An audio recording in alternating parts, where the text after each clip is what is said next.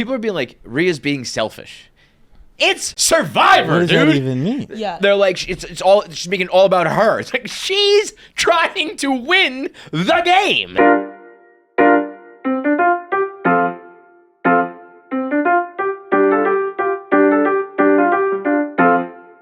Today's episode of KFC Radio is brought to you by Jackpocket, America's #1 lottery app right on your iPhone. Jack. Pocket. Ooh. Pocket. Ooh, you're going a little alien, a little monster action. Jackpocket, right now, you use promo code KFC. You can get a free Mega Millions or a free Powerball ticket right now. $331 million for Powerball, $113 million for Mega Millions. Getting up there in the 6 figs. Yeah, nope. What is that? 9 figs. 9 figs. I was close. Yeah, no. Well, you were way off. Massively off. I was 66% on the way there. They also have scratch tickets now. If you prefer your scratch tickets instead of your regular lotto tickets, they've got that. Cash for Life, Pick 10, New York Lotto, Take 5, everything available right on your phone. Look at these are all the different games you can play. And if you use promo code KFC, you get yourself a free ticket. All you do is load up your fund your account, and then I put like $50 in, and then I just go $2. And when it gets really high, I'm like $10, as if that's gonna make a difference. But I make sure, I remember my buddy saying the lottery's up to $1.2 billion. Make sure you go get your tickets. And in the past, that used to be like, oh, I got the text at like 8:00 at night. The drawing is tonight. I gotta go. I gotta get up and try to do it. Because what if your friend says, "Yo, the lottery's at $1.2 billion. You gotta go get a ticket." And you're like, "I don't want to do that." And then you find out that it was sold at the place that you usually get them. So you used to have to go do those things. Now you can just open up your phone. Let me see. I'm just gonna go. Let me scroll to ready. Powerball. Play now. $2. Place order. Confirm. Done. We do play every time. Every time. We got to win. You got to play. And we're in the game every time. Got to put your hat in the ring. You should do it too. Download the Jackpocket app. New customers, you get your first Powerball or Mega Millions ticket for free when you use code KFC. That's code KFC only on Jackpocket. All right, it's another edition of KFC Radio on the Barstool Sports Network. Feidelberg is going through. He's having a moment. Yeah. He's having like a. I don't know what it is. Luck, serendipity, New York City vibes, man. Dude, today was the most serendipitous of all time. Well, except for 5 days earlier, and that was pretty serendipitous too. I guess we'll tell you what we're talking about. Yeah. I don't know what you're talking about. So in my last 72 hours, it's the highest I can count in 24s. I don't know what. I know it's 5 days. 96? I just can't get there. So 96 hours, I've had some pretty massive celebrity run-ins. Just like not even run-ins. Like I haven't spoken to either of them. I went to a play Thursday night and sat next to Clooney. What? That's the second best one. That one's like. Then this morning, I was at fucking breakfast. Seinfeld, right there. just like right. So I went to breakfast with Mark Roberge, and we what a cute little date. Yeah, we do like I don't know, we'll call it quarterly. We go on a walk and we just kind of chat. And today was too cold, so he texted me this morning. And he's like, yo, it's freezing. Let's go inside. Where you got any ideas? I recommended Madame Tussauds Wax Museum.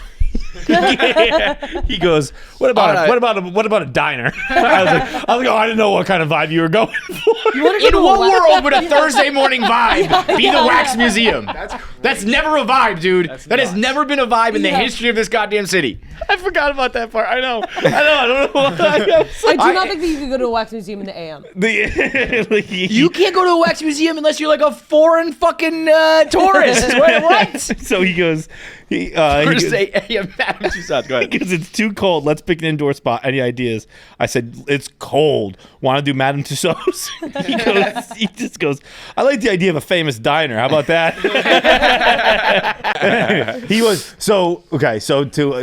I guess that does open the window to explain Madame Tussauds a little bit. We were looking in the area of his studio.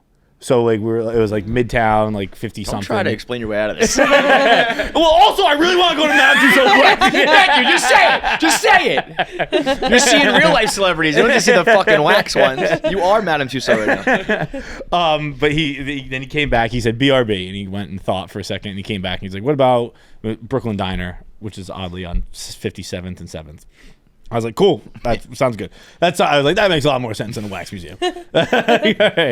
And so we get there, or I get there.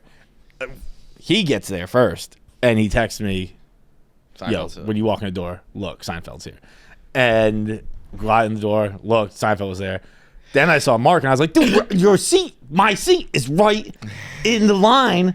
All I can look at is Seinfeld. Like it was the whole breakfast. All I could was think. Was he with somebody or solo? I didn't know who he was with because Seinfeld was facing me. Right. His dinner guest or brunch guest was facing the other way. They probably went to Madame Tussauds afterwards. At the end, he got up. It was Colin Quinn.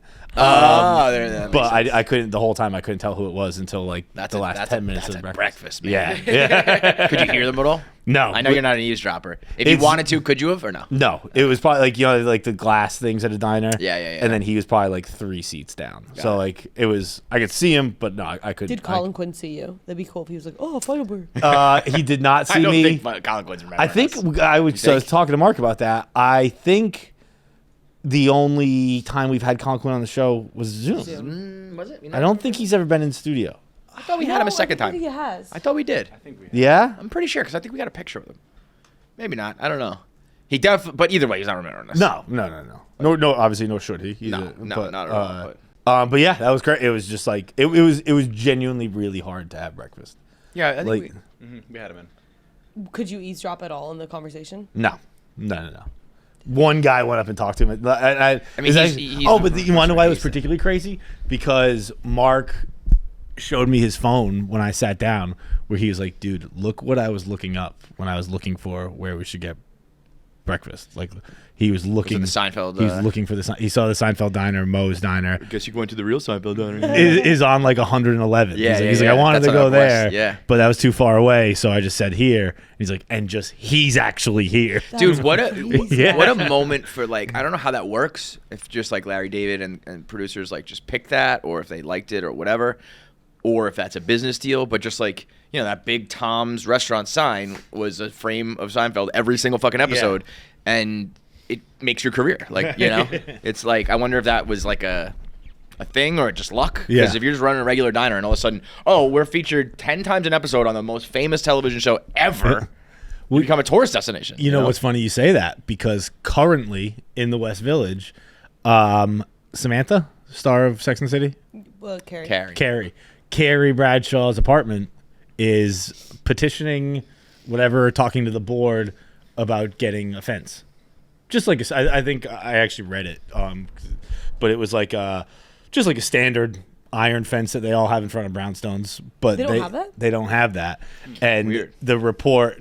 Wait, are we talking fictional or real? Or what are you talking about? Like Sarah Jessica Parker's apartment, or like the apartment from Sex and the City? The apartment Got from it, Sex and the City. Got it. Because people like go up to it and shit. Because people go up to it, And there's really a person living there. and there's someone's, and it was their home. It's been their home the whole time. There are other tenants there as well, but that sucks. If you're not a business, that sucks dick. The woman says in the thing, she's like, I don't know, like 30 years ago, an NYU film student told me this was perfect for their show, and if they didn't get it, they were going to lose their job. I felt bad for the film student. I said, of course you can use it, fine. I did not know what it was going to become. I didn't know. And you probably could get money for something like that normally, you think? Or she's just saying like it's just a pain in the ass. I think because she didn't it's a pain in the ass because she's like I didn't know that it would become. Yeah. Obviously, no one did, not even the film Right. student. But I mean, I would imagine if you did try to charge for something like that, they would just like go next door. Yeah, So you yeah. probably can't do that. But yeah, man. But she's like, now like people film TikToks at all hours of the night Sure. and It's all probably like that the stuff. Home Alone house in Chicago. I'm sure that's a fucking nightmare too. Yeah. You know. Yeah, that's crazy. But yeah, I mean, Seinfeld's like the last guy in the world you want to go up to. Right. You know, If it's you know what someone you should have did- done? You should have run up to him and tried to do the Kesha hug. Can I hug you? Someone did. I guess I could. Maybe I could have eavesdropped if I wanted to, because at the very end, someone went up to him, and I could hear the yeah. You know what you should have done? You know what you should have done? You should have gone up to him and said, "I'm a podcaster, and I'm trying to do comedy, and I really like your show. Sick show, dude. I've seen your show before. You would have loved that." Did I ever tell you guys the time I ran into a famous comedian at a diner? No. That's No. the punchline. Oh. It was like about 6 months ago. It was Ari Shaffir. We had him in 12 hours before. Didn't know you were. And like we were sitting across from him, and my buddies were like, "Just go up to me." I'm like, "Yeah, I know Ari. Ari knows me." And if we were talking throughout the show, we hung out afterwards. Ran up to Ari, was like, "What up, Ari?" He looked at me like I was a maniac. Look, I'm the guy you just tweeted the N-word from his phone. Right. The whole day went by, none of my buddies It's said like, you're anything, and like gonna- at night they were like, "Yo, Ari Shaffir had no idea." Who That's fucked up. Almost as fucked up as Ari just tarnishing the Feidelberg name for 20 minutes on his new special. Fuck Feidelberg. Dude, it's- this guy, Johnny Feidelberg sucks. If for those who don't know, Ari's new special on Netflix, America's Sweetheart. That's a great title. The closing 10 minutes. It's just about how this guy Feidelberg sucks. Straight up. Which we knew has been like in his set for a while. For a but while. He really hammered it home. So you had texted him the night before, and he had said I knew there was a bit where there was a guy named Feidelberg. he turned it into his closer. And I didn't know but I didn't know it was the closer, and I didn't know any of that. I had no idea what the joke was about. And I watched the special. It's incredibly funny. It's really, really, really good. He's really good. He's really very, very He's funny. Ari's the best he's ever been. Yeah. Which you can say. We were like, talking. I don't think you were here. We were talking about the task of following up Jew. Yeah. And like I was saying, like you don't want to do like a sequel, but it's almost like I would do Jew 2, and I would just do the same candles and like just like that's your thing because you can't get better than that. And then lo and behold, some of the best comics in the world, they can do it again. But it's great. But I didn't know. I had no idea what was coming. So you had texted me. It's the closer. Okay. I'm watching the closer, getting ready for it. I looked at the timestamp. I was like, about 10 minutes, probably about closer time. Yeah. And he's like, there was this guy, Feidelberg. And I was like, oh, here it is. He goes, he sucked. And then it's like 10 minutes of them being like, he sucks. He's the worst. And I thought it was. The premise, by the way, was like what did you ever have? It was talking to his grandfather. It's like, did you ever have a single good day in the concentration camp? He's like, there's this guy Feidelberg who sucks. The thought of being in a concentration camp, everything pretty much sucks. But you're like, that guy Feidelberg extra sucks. And I like my original viewing of it, I was dying laughing. I think it's the funniest thing I've ever seen. And I started telling friends about it, and they were all like, is it funny? And I was like, yes, it's funny. They're like, but is he being funny? And I'm like, no. He's like, I thought he wasn't I until was like, now. like, I know him. And then and I started thinking about it, and I'm like, what if Ari's just sitting at home being like, this fucking guy can't take a hint? He's running around the whole comic circle being like, this bozo's laughing about it, tweeting about it. It's great. I fucking hate him. I made him the worst guy in a concentration camp, and he just doesn't get it. The guy doesn't get it. Like, you can't lay it on any thicker. There is nothing else you can do. That's fucking great. What a moment, man. I have a villain. I have a villain take. Okay. My biggest villain take since not being on the team of Luigi. That made me a villain. not being against murder made me a villain on the internet. But I'm used to it by now. But this one, people are gonna hate me for this one, but I fucking love congestion pricing. Oh, I think everyone does. Oh, do they? I think I mean, I'm sure the people who are, I mean, people hate it if they have to drive in and pay it. But it's like, I mean, I guess I don't really know. It's what, like, it's a toll, right? Well, It's like, but it's it's not a pretty, $300. It's $9 to get into yeah, the city. it's $9. I think it's $9 both ways. It's during, so it's look it up. Let's look it up. I don't want to get it wrong, but it is. It's, I mean, to a lot of people, it's not a lot of money, but to a lot of people, it is. Like, Yeah. if you're used to paying like $2.25 and you pay $9 and you're working check to check, like, that's a fucking problem. Yeah. Which is at least one of them. I know one of them goes from $2.25 up to $9. Oh, so you're saying- And like the George Washington Bridge was like already like $21. Yeah. Now it's like 30. It's like 21 was probably already people's like breaking points, and now you're Oh, so the adding, congestion price goes on top of that. Yes, Okay, yes, yeah. I It's just thought it was more like on than- places that didn't already have it. No, I think that is true, but then I think also they up the other ones. Okay. So let's see, yeah, like $36. for large trucks. Okay, so what's 24 like for small trucks, 15 for cars? Yep. But that is anybody entering Manhattan in like any way, right? And I do think they tacked on to other additional, because there's no way like the George Washington Bridge is going down. You know what I Yeah, mean? yeah, So yeah. that's in addition too. So yeah, like congestion pricing will cost you $30 to go into Manhattan. You think about someone who's paying 120 for a Metro card, you know, something Yeah. like that. And then it's like if I ever drive in, it's like 30. You know, that can add up for people. But also, if you take it, you got a Metro card, you take the train. Yeah, well, that's what I mean, that you're definitely not ever considering driving in if you're already paying for something else now. But it's for rush hour, really. And I usually am driving in a little bit after the morning one and a little bit before the afternoon one, and there is nobody. Dude, I have seen that. Nobody out there. I've seen like Did you see that video of the tunnel? no, I meant like just traffic, like Google Maps Oh, graphs yeah. of like well, this worked immediately. Dude. So the video I was talking about was somebody went from Jersey through the Lincoln Tunnel, Friday, 4 p.m. They got in 4 minutes. Really? Oh. Like, absolutely fucking unheard of to do that. Which is why I know there was a big hullabaloo about this leading up to it. Mm-hmm. And then They actually stopped it at one point. It was supposed to, Right. yeah, and then it took effect. but anyway. the hullabaloo, it seemed like everyone hated it. And now it seems like everyone likes it. Well, it just depends on what side you're on. If you're still driving, But I just mean awesome. like I don't even know who's on what's it. But the voice I hear, which is just the voice of the collective, that's good. it feels positive now. It was extremely negative a week ago. I could be wrong. Obviously, it affects everyone well, differently. I think maybe when 200,000 less vehicles a week coming into the city. Wait, this might be dumb, but do they raise the price specifically to weed people out? Yeah. Yes. Oh. Yeah.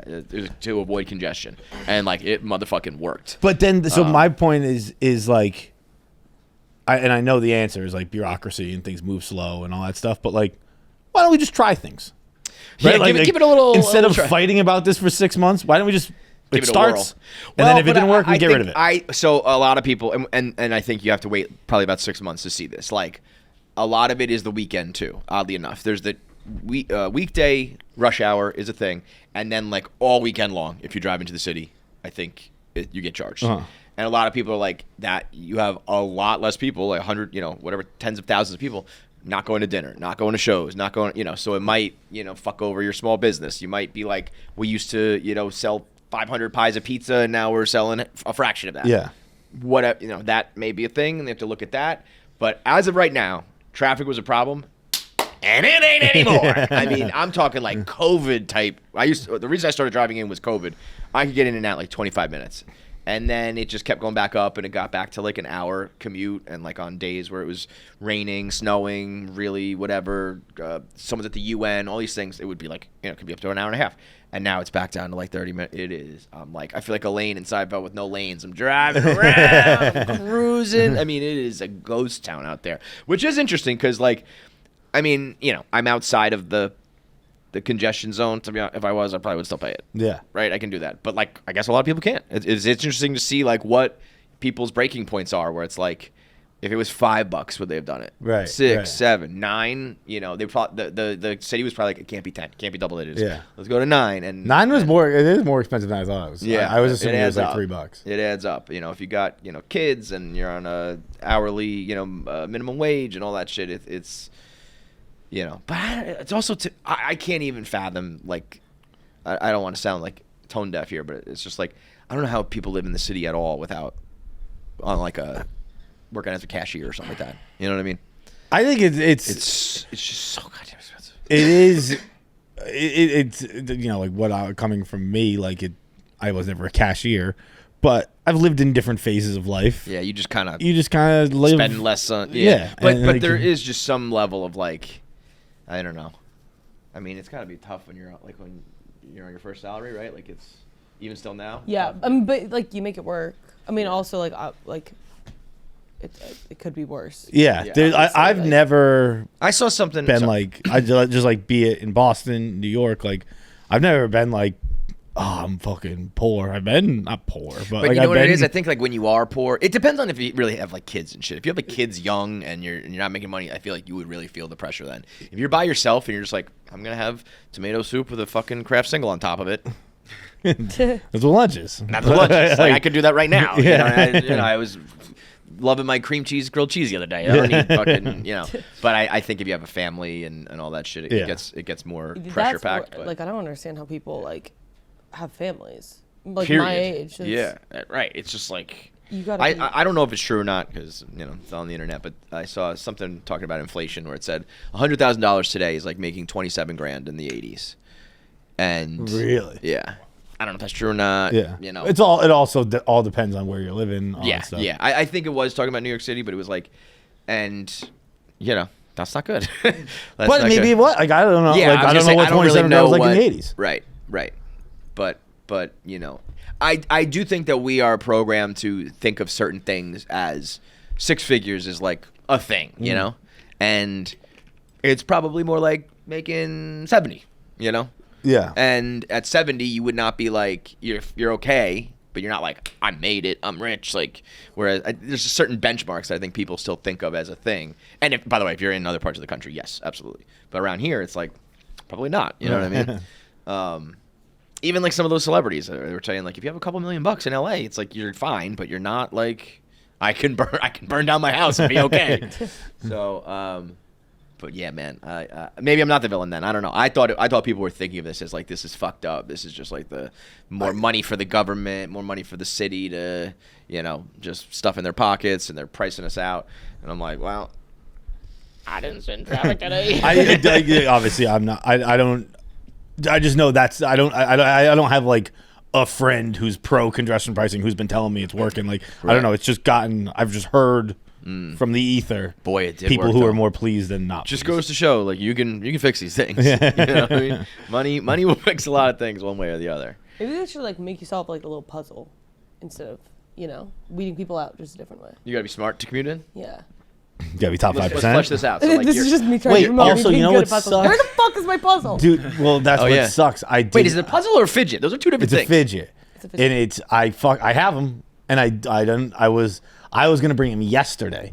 But I was like, no, I got to give him to him on the show, and I didn't know I was already on the road. I was already out of my apartment when I knew we were gonna do this. Settle down. You'll get it in like a couple days. But now, like, I had a dream about this puzzle last night. You don't even know what it is. I know. I don't know. it's awesome. I've opened mine. I hope you there are. are three if you unopened. overhype this. If this is just like like clicks and clacks, I'm like fuck you. This is John. like for sure not a good idea for like podcasting too. Like I'm not gonna be able to. I was like over at a guy's house the other night. And he like gave me a little puzzle, and he was like, and like literally no. Sorry. First of all, this was like literally the most. What a move. The most like baby, I'll do this PC puzzle. like. Hey, take your pants off. Do this puzzle. No. It was like a date. Like it was not. It was That's like all, folks. literally the most PG thing ever. But The he gave me a you're little doing puzzle, puzzles and with then, it. but then he was like, can you like pay attention to me a little bit? And I was like, can I just like finish the puzzle real quick? Like I we can't. get you some apple juice too. What was this I puzzle? was like, don't give me a fucking puzzle if you want to talk to me. Like, get to know me. What was the puzzle? Just put on some cartoons and shut up. Literally, I was like, can you fuck off? It was just like a little like. It's like you have to like screw it and then put it back together. We should institute we gotta do like a puzzle a week here. I'm gonna bring in a new puzzle every week. I love a puzzle. You better like bring the heat. Bitches though. have hobbies, guys. You need to do it first. Well, I mean, Kelly Keegs was hyping up her memory skills, and then she shit the bed on Survivor with her memory know. challenge. You better not fuck up on Yeah. this. Today's episode of KFC Radio is sponsored by Gametime, the official ticketing partner of Barstool Sports, the official partner of anybody trying to get live tickets anywhere. Best tickets available to comedy shows, sporting events, Broadway, concerts, anything that you are in the building for live entertainment. Gametime has tickets available in the secondary market for the best prices, the best seats, all of it right there with just a couple clicks of a button. Right now, especially with their feature GT Picks, Gametime Picks, you open up the app, you toggle that on at the top of the screen, and it cuts out all of the outlier, all the fluff, all the bullshit, and it gives you, here are the tickets that you'll probably want. Here are the seats you'll want. Here's the price range you usually buy. So it narrows it down for you to make it an even easier, more streamlined process. You don't have to waste your time searching through hundreds, if not thousands, of tickets available. Get right to the incredible deals on the best seats. I'm looking at right now. We got John Oliver Sunday the 19th, the Beacon Theater. Okay. Joe Russo. Oh, Mary is playing on Broadway. I've seen that. The Lyceum Theater. That's great. That's about Abe Lincoln and his wife and how Abe's gay. It's very funny. I saw All In on Broadway. That was really good. I really recommend that for particularly parents and people with kids. I thought it was great. Not for the kids, but it will. You go see it, and it will give you good memories of your kids, I think. I'm going to see the Knicks. They are a very fun team right now. Awesome to watch. If you're a local guy in New York, I would recommend getting that. I'm taking my kids for their first time. It'll be their first pro basketball game, so I'm looking forward to that. All made possible by Gametime. Download the app today. Use promo code KFC. Get a ton of great deals with the new Gametime picks. What time is it? Gametime! Who? That was Jack's best one so far. Dude, I read Keegs' blog yesterday. Rico. That's fucked up. Yeah. The people who are still like going at Keys, it's fucking insane. Like, honestly, the whole Survivor, if you don't win it, it ain't worth it. It can be a nightmare for people. If you're what Rhea's going through right now is fucking insane. Yeah. what's Rhea going through? The people hating on Rhea are people are like, oh, you're caping for a chick or whatever. I'm like, shut the fuck up. Rhea is just winning at Survivor, and people are being like, Rhea's being selfish. It's motherfucking Survivor, What does dude. that even mean? Yeah. They're like, she's making it all about her. It's like she's trying to win the game. I also like I'm a bad judge of the show because I don't know how to watch it. You know what I mean? If that makes sense. Yeah, like, yeah. I don't really know how to watch reality. Like I don't think anyone. I think it's great. So people, I read Keegs' blog where she was like, I looked bad. Like I don't think Keegs looked bad. I didn't think so either. I think Rhea looked I think what bad. happened with Keegs was Keegs played a better game than the edit. That's also the edit. Edits are fucked. You know what I mean? You got 1,000 people and they're getting towards the end, and you have like major people who you know that the cameras are going to focus on more. And you know if Kelly I didn't think Clemmer looked bad. I did. I thought everyone was funny and good. Clemmer was tough when he was running around being like, the pizza port. They're like, you're fucking out. If you give your click a name and you're like, I think I'm running the game, and then like you're the first fucking person out. It's tough.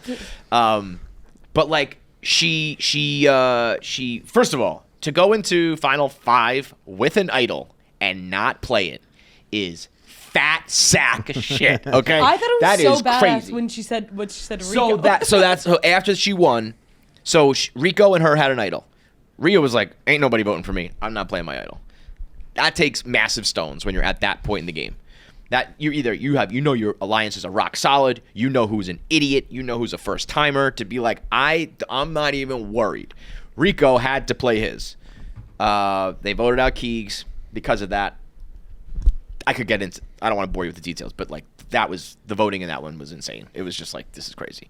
People just voting for like other people who were not even on the chopping block. Just like, you're throwing away your vote. It was basically Rhea and Rico had an idol. Megan had the idol from the challenge. Yes. And they could have either forced Rhea to use her idol, which is always a good thing, voted out Dave Portnoy, and they voted out Kelly instead. To me, and Rhea could have turned around and just said, I gotta vote for Dave. I'm breaking our alliance. I'm backstabbing you, but it's only because Rico won this idol. Like, I didn't want to. So, you can be a bad guy, but not look bad. You know what I mean? It's like, they forced my hand, Dave. I'm sorry. And you would have had this monster, I took out Dave, right? She was like, I don't want to do that. I want to bring Dave to the finals because I don't think people will vote for him because of money and because all the macho bullshit. So I don't want to. I want to try to bring Dave to the final, and that's like, there's more than one way to do this. You know what I mean? But so people are just like, you didn't do it right. But so anyway, so they win they go through the vote. Kelly's gone, and she turns to Rico, and she has the idol like tucked in her pants, and she like taps it, and she's like, yeah, bitch, like I still got mine. And people were like, that was so fucked up. Like, I can't believe she did that to Rico. And it's like, first of all, that was awesome. Second of all, if that was a dude, if that was Will and Dave or some shit like that, when Rico fucking spiked his the joust on Dave, that's all good. Yeah. But a girl does it to a guy, and by the way, now all of a sudden Rico is some sympathetic figure. It's just things that are, I hate to be cliche about it, but it's like, you don't like her because she's a girl. Yeah. They were like, you're not wearing any clothes. She's wearing like a sports bra and like biker shorts. Like, okay, you fucking loser. Like, you're just a fucking loser. So the amount of people being like, also, listen, girls cry. I don't know what to tell you. Girls cry. Yeah, so they it's fucking like, cry. We just are more like, You're going to cry. Sorry, yeah. And if you're talking about people being like, this is just a game. Why are you crying? Well, why are you having a fucking meltdown on Twitter about the girl who's winning, the girl who won? You know, it's like to me in Survivor. At the end of the day, if you win, everything was the right decision. You know what I mean? Like, or maybe not the right decision, but it's like it got me to where I went. So shut the fuck up. But it's a girl. It's also there's a couple. You know, it's tough. I know someone like you can be like, it's just a game. Yeah. And you know, if you view it that way, it absolutely can be. You know, I wholeheartedly, firmly believe that. But I think I noticed or I learned what the flip is. It's just a game for me because I didn't go in thinking I was going to win or planning to win. Yeah. Like if you're going, so I was just like, I don't know, we're like, because I do firmly think it's just a game, and it's crazy that anyone gets too worked up about it. But like, I just like it doesn't change your day. Like it literally doesn't. Like, we're just doing work. We're just at work. Well, okay, like, but people like, you don't know where you like. You're at work with your coworkers doing the stuff you do at work. I don't know about that though. Listen, you are right on that one. And at the end of the day, we all should take it that way. But I think you're in the minority of just like the ability to disassociate that, because from Rhea's point of view, and you have to remember, this shit happens like you're watching for 3 weeks. That was 6 hours. Yeah. So in one day, she had Dan come up to her and be like, you have to fake voting me out, and we're going to do this scene, and if you don't, I'm not going to vote for you. And she has issues with Dan. She doesn't like him from personal shit. So, like, already, that's an awkward day at work for you. Yeah. A couple hours later, you have your goal. You want to win $250,000, and you have Will Compton saying, if you don't vote out Dave, we're not going to vote for you. So now she's like, all right, if I want to win this money, I got to listen to these guys. But if I listen to these guys, I got to backstab this guy. And also, by the way, that is my boss, which does play into it. And that is coming just a couple hours after the Dan thing. Right. Listen, I don't know about you. Girls come up to me and be like, I was in the break room and like somebody like, you know, didn't say hi to me. And I'm crying. You know what I mean? Like girls cry about work all the fucking time. And it's not a $250,000. Also, here, to be clear, guys cry about work a lot too. Everybody cries about work. Here in particular. I don't think most offices in America are guys crying. They're crying. But if you think about most people in America, if anything happens to you at work, you go home and you bitch about it and complain about it. Can you believe what fucking Steve said to me in the meeting today? And it's like, yeah, that times that by like 1 billion. So listen, is it a little dramatic to be like, I'm having a panic attack? But it's like, and whether, you know, I don't think viewers will ever understand this, but it's like, for every one Feidelberg who's like, whatever, it's a game, Rhea is like, this is, they've never respected me. I'm playing against the guys. These are the people who tore down me and my relationship with my future husband.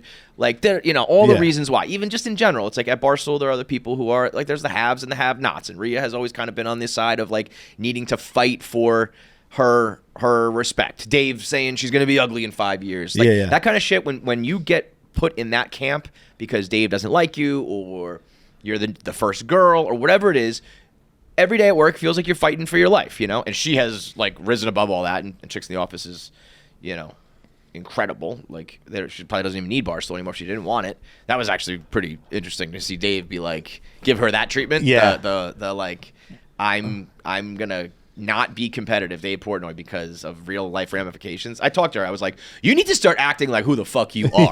Like, I can't quite put you on Alex Cooper levels because she's on a whole other stratosphere, but like, you're right beneath that, where it's like, if Dave Portnoy's acting that way about you in the middle of Survivor with the cameras on, like, you are that bitch. So well, that was, I thought, such an interesting moment. First of all, great for Rhea, obviously.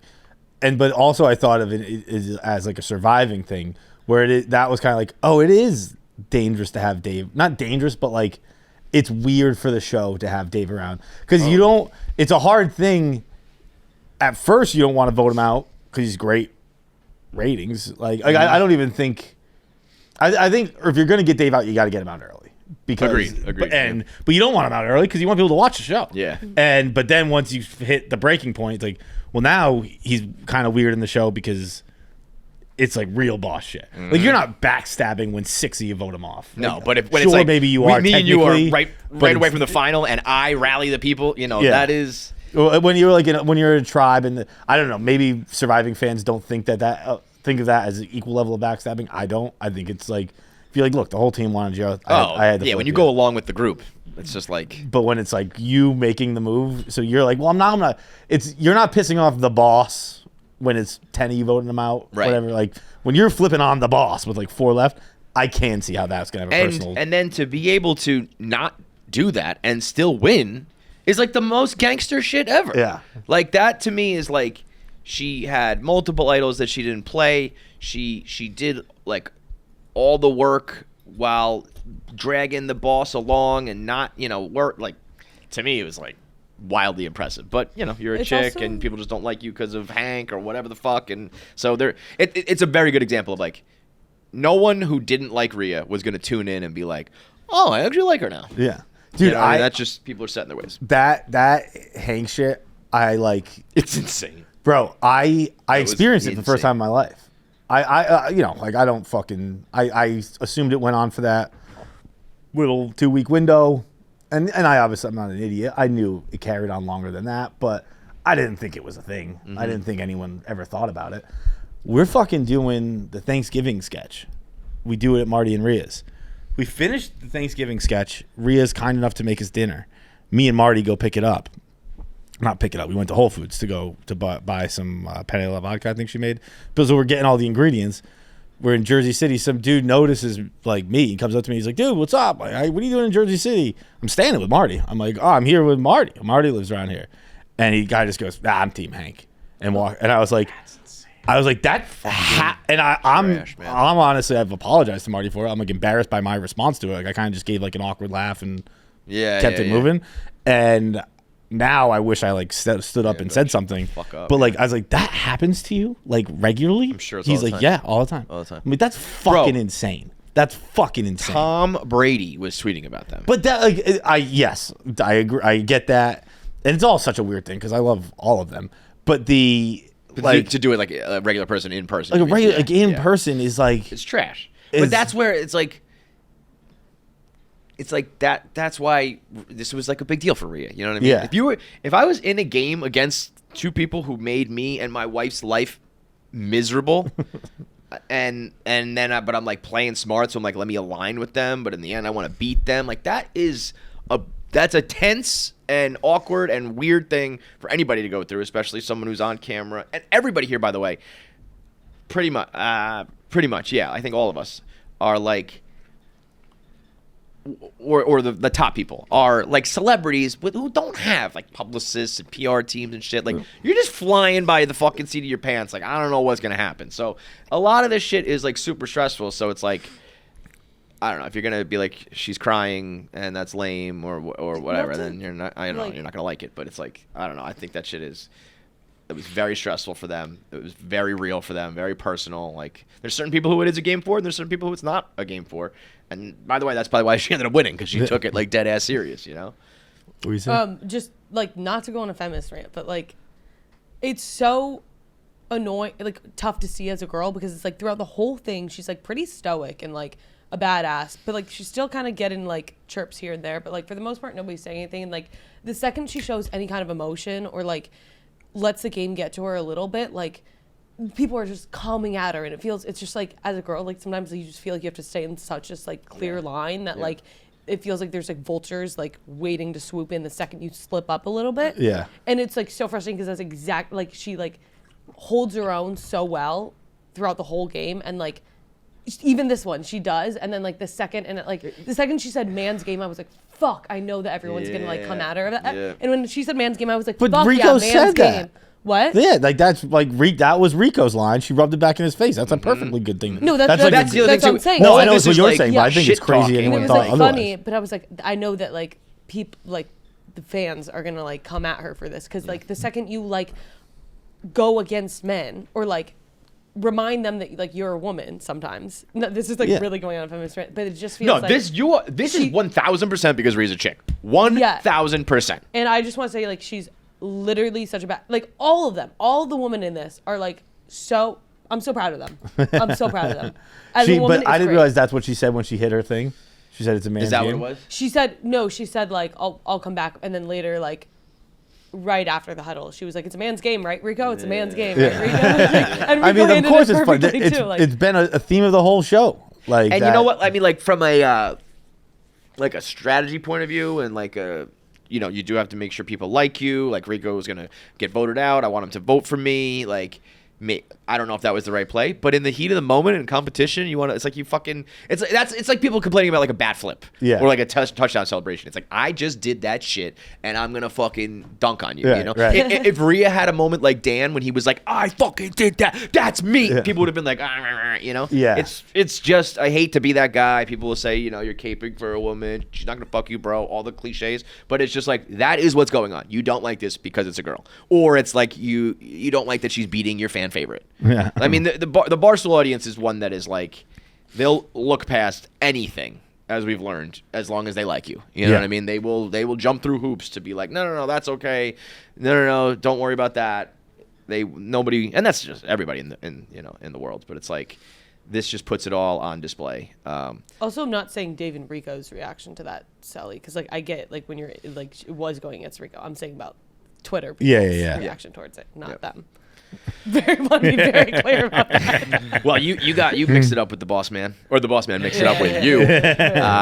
Jackie, what do you say? Jackie is now. She just earned a new on enemy. Their bad side, so. Yeah, I mean, Dave is the number one rider. Everyone knows that. Dave Portnoy loves Rico Bosco. He's never done anything to try to tear him down. What was the exact tweet? Jackie made 3 powerful enemies. Yep. So that's that on Survivor. It'll be interesting to see what happens next, because I don't know if you can just run it back. Like, like this. Maybe I'm biased. I think our season was like a little bit better than this season, but maybe that's just 'cause I wasn't in it.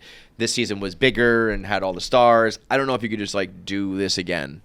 You can mix and match and add some people and shit, but it's going to be a lot of like the same. Yeah, you know, there needs to be some new rules or some differences, or I feel like maybe doing just it take some time again off, like, would be like Jersey Shore, like the third. I guess they're still doing it. But I was going to say, like, the other side of it is, I would imagine, I'm pretty sure, at least in the early episodes, they were the number one video on YouTube, like every night. If you have a product like that, you don't just like stop doing it. Right. It's probably the reason why there's season 45 of Survivor. I'm sure people say that about Survivor. We can never get better than Richard Hatch. Yeah. We're never going to get better than Boston Rob, and you just fucking keep going, keep doing it. So we'll see. But I also think that people wanting to keep Dave around, that's also, I think, like, when you're in the game, there's so much uncertainty that, like, you kind of want to just cling to someone who, like, is certain and makes decisions well. Yeah.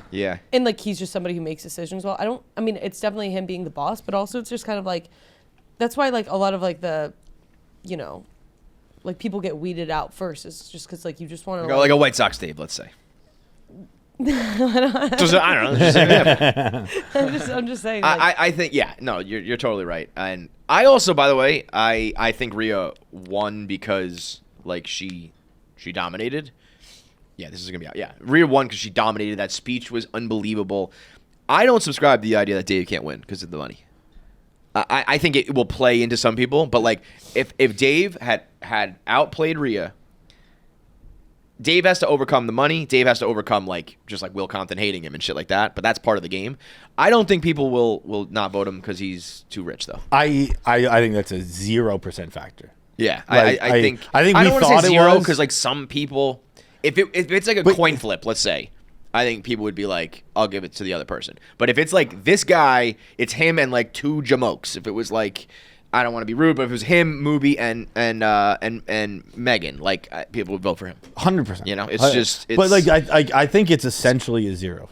Like it's maybe not quite 0, but like mathematically speaking, I think it's pretty much a 0% factor. And every year we will start the season by going, Dave can't win. And I'll be there, and every year it will be proven out that because you know what, like, the jury doesn't care. Biz, nobody would say that about Biz. No one would say about Ryan Whitney. Right. Will Compton won. He was a professional athlete. All of these guys have more money than they'll ever need. Right. Like there's no difference. And you just don't think of it.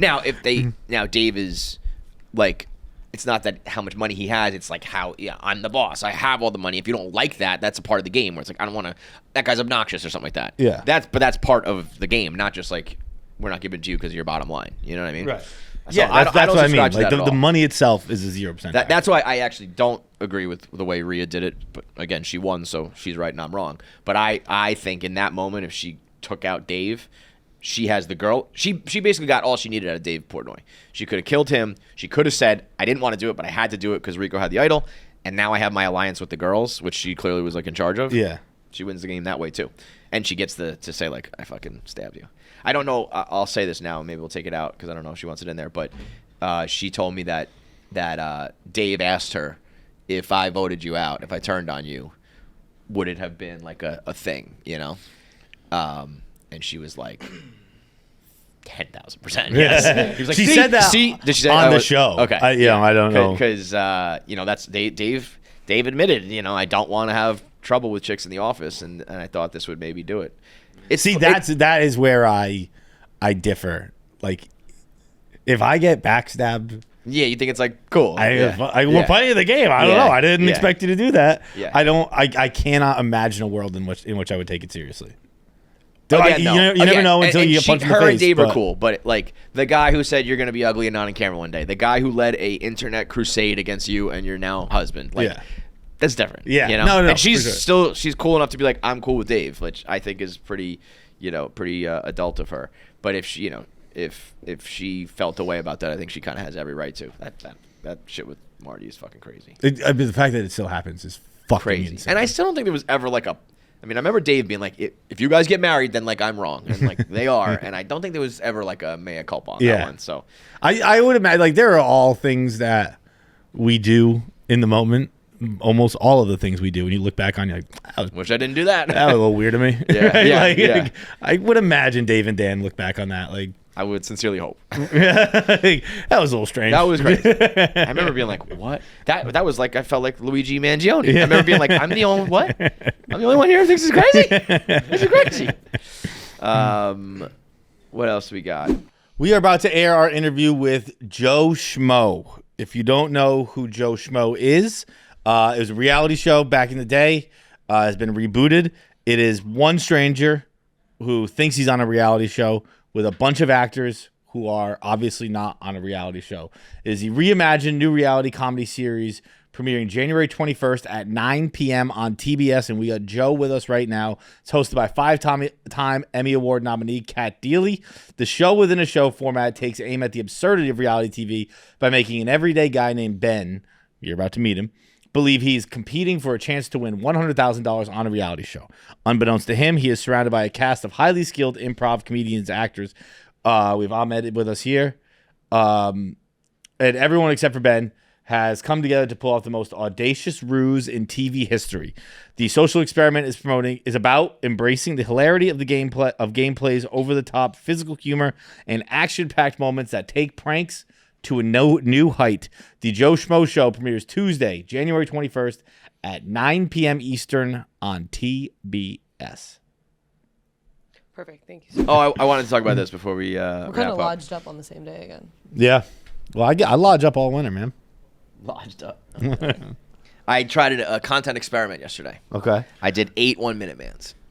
And I took it as the blog. I was like, we would probably do more than that, maybe like 10 or 12. I think you guys used to do like 15, so it's not quite the same. But I was like, people call them vlogs, but that means like a day in the life behind the scenes. I'm talking literal video blog, where it's like, this is a topic I would have blogged about. Here's what I would have said. Here's what I would have written, and I'm gonna do a video of it. And so I did like a couple sports ones, a couple weird internet ones, a couple like major headlines, literally how we would do it all out. I don't know. It was just cool. It was like a interesting way to like. It's something I've always like thought about doing, but it's hard to put into practice because like making 8 videos is tough. You know? But it really was when I looked at like the clock. It was like no different. I was up. I probably started around like 9. I finished around like 3. It's kind of like what the blog day was.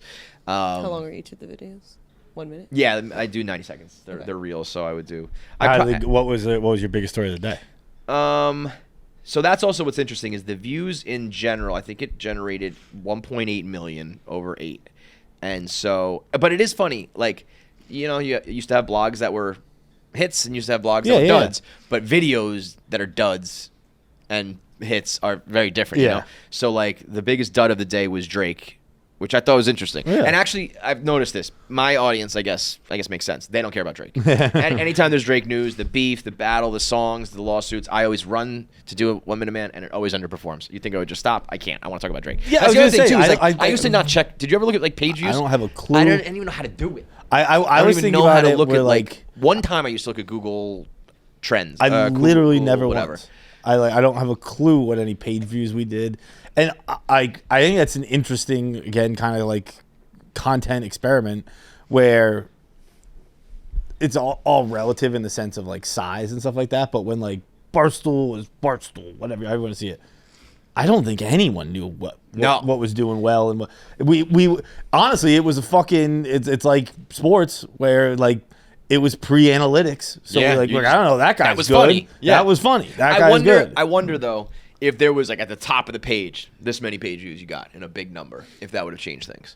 Of course it would have. Because I think like people used to view that as comments was kind of that thing. You just got over 100 comments, Yeah, you know. yeah. And that's not truly indicative, but it was indicative of like you wrote a provocative blog. But if it was like you always get 100,000 page views and this one did like 10, you'd be like, delete that or whatever. So like right when you have the number right on the thing. But I think that what I was trying to say with that is like when you're trying something new, such as 8 vlogs a day, like you shouldn't even look at it. I know, yeah. You should just think which ones made me the most happy. Would I like? Yeah. Like while I was filming. And you know what the real problem is that I'm running into, like in just my career in general, is we come from an era of talk about everything a little bit.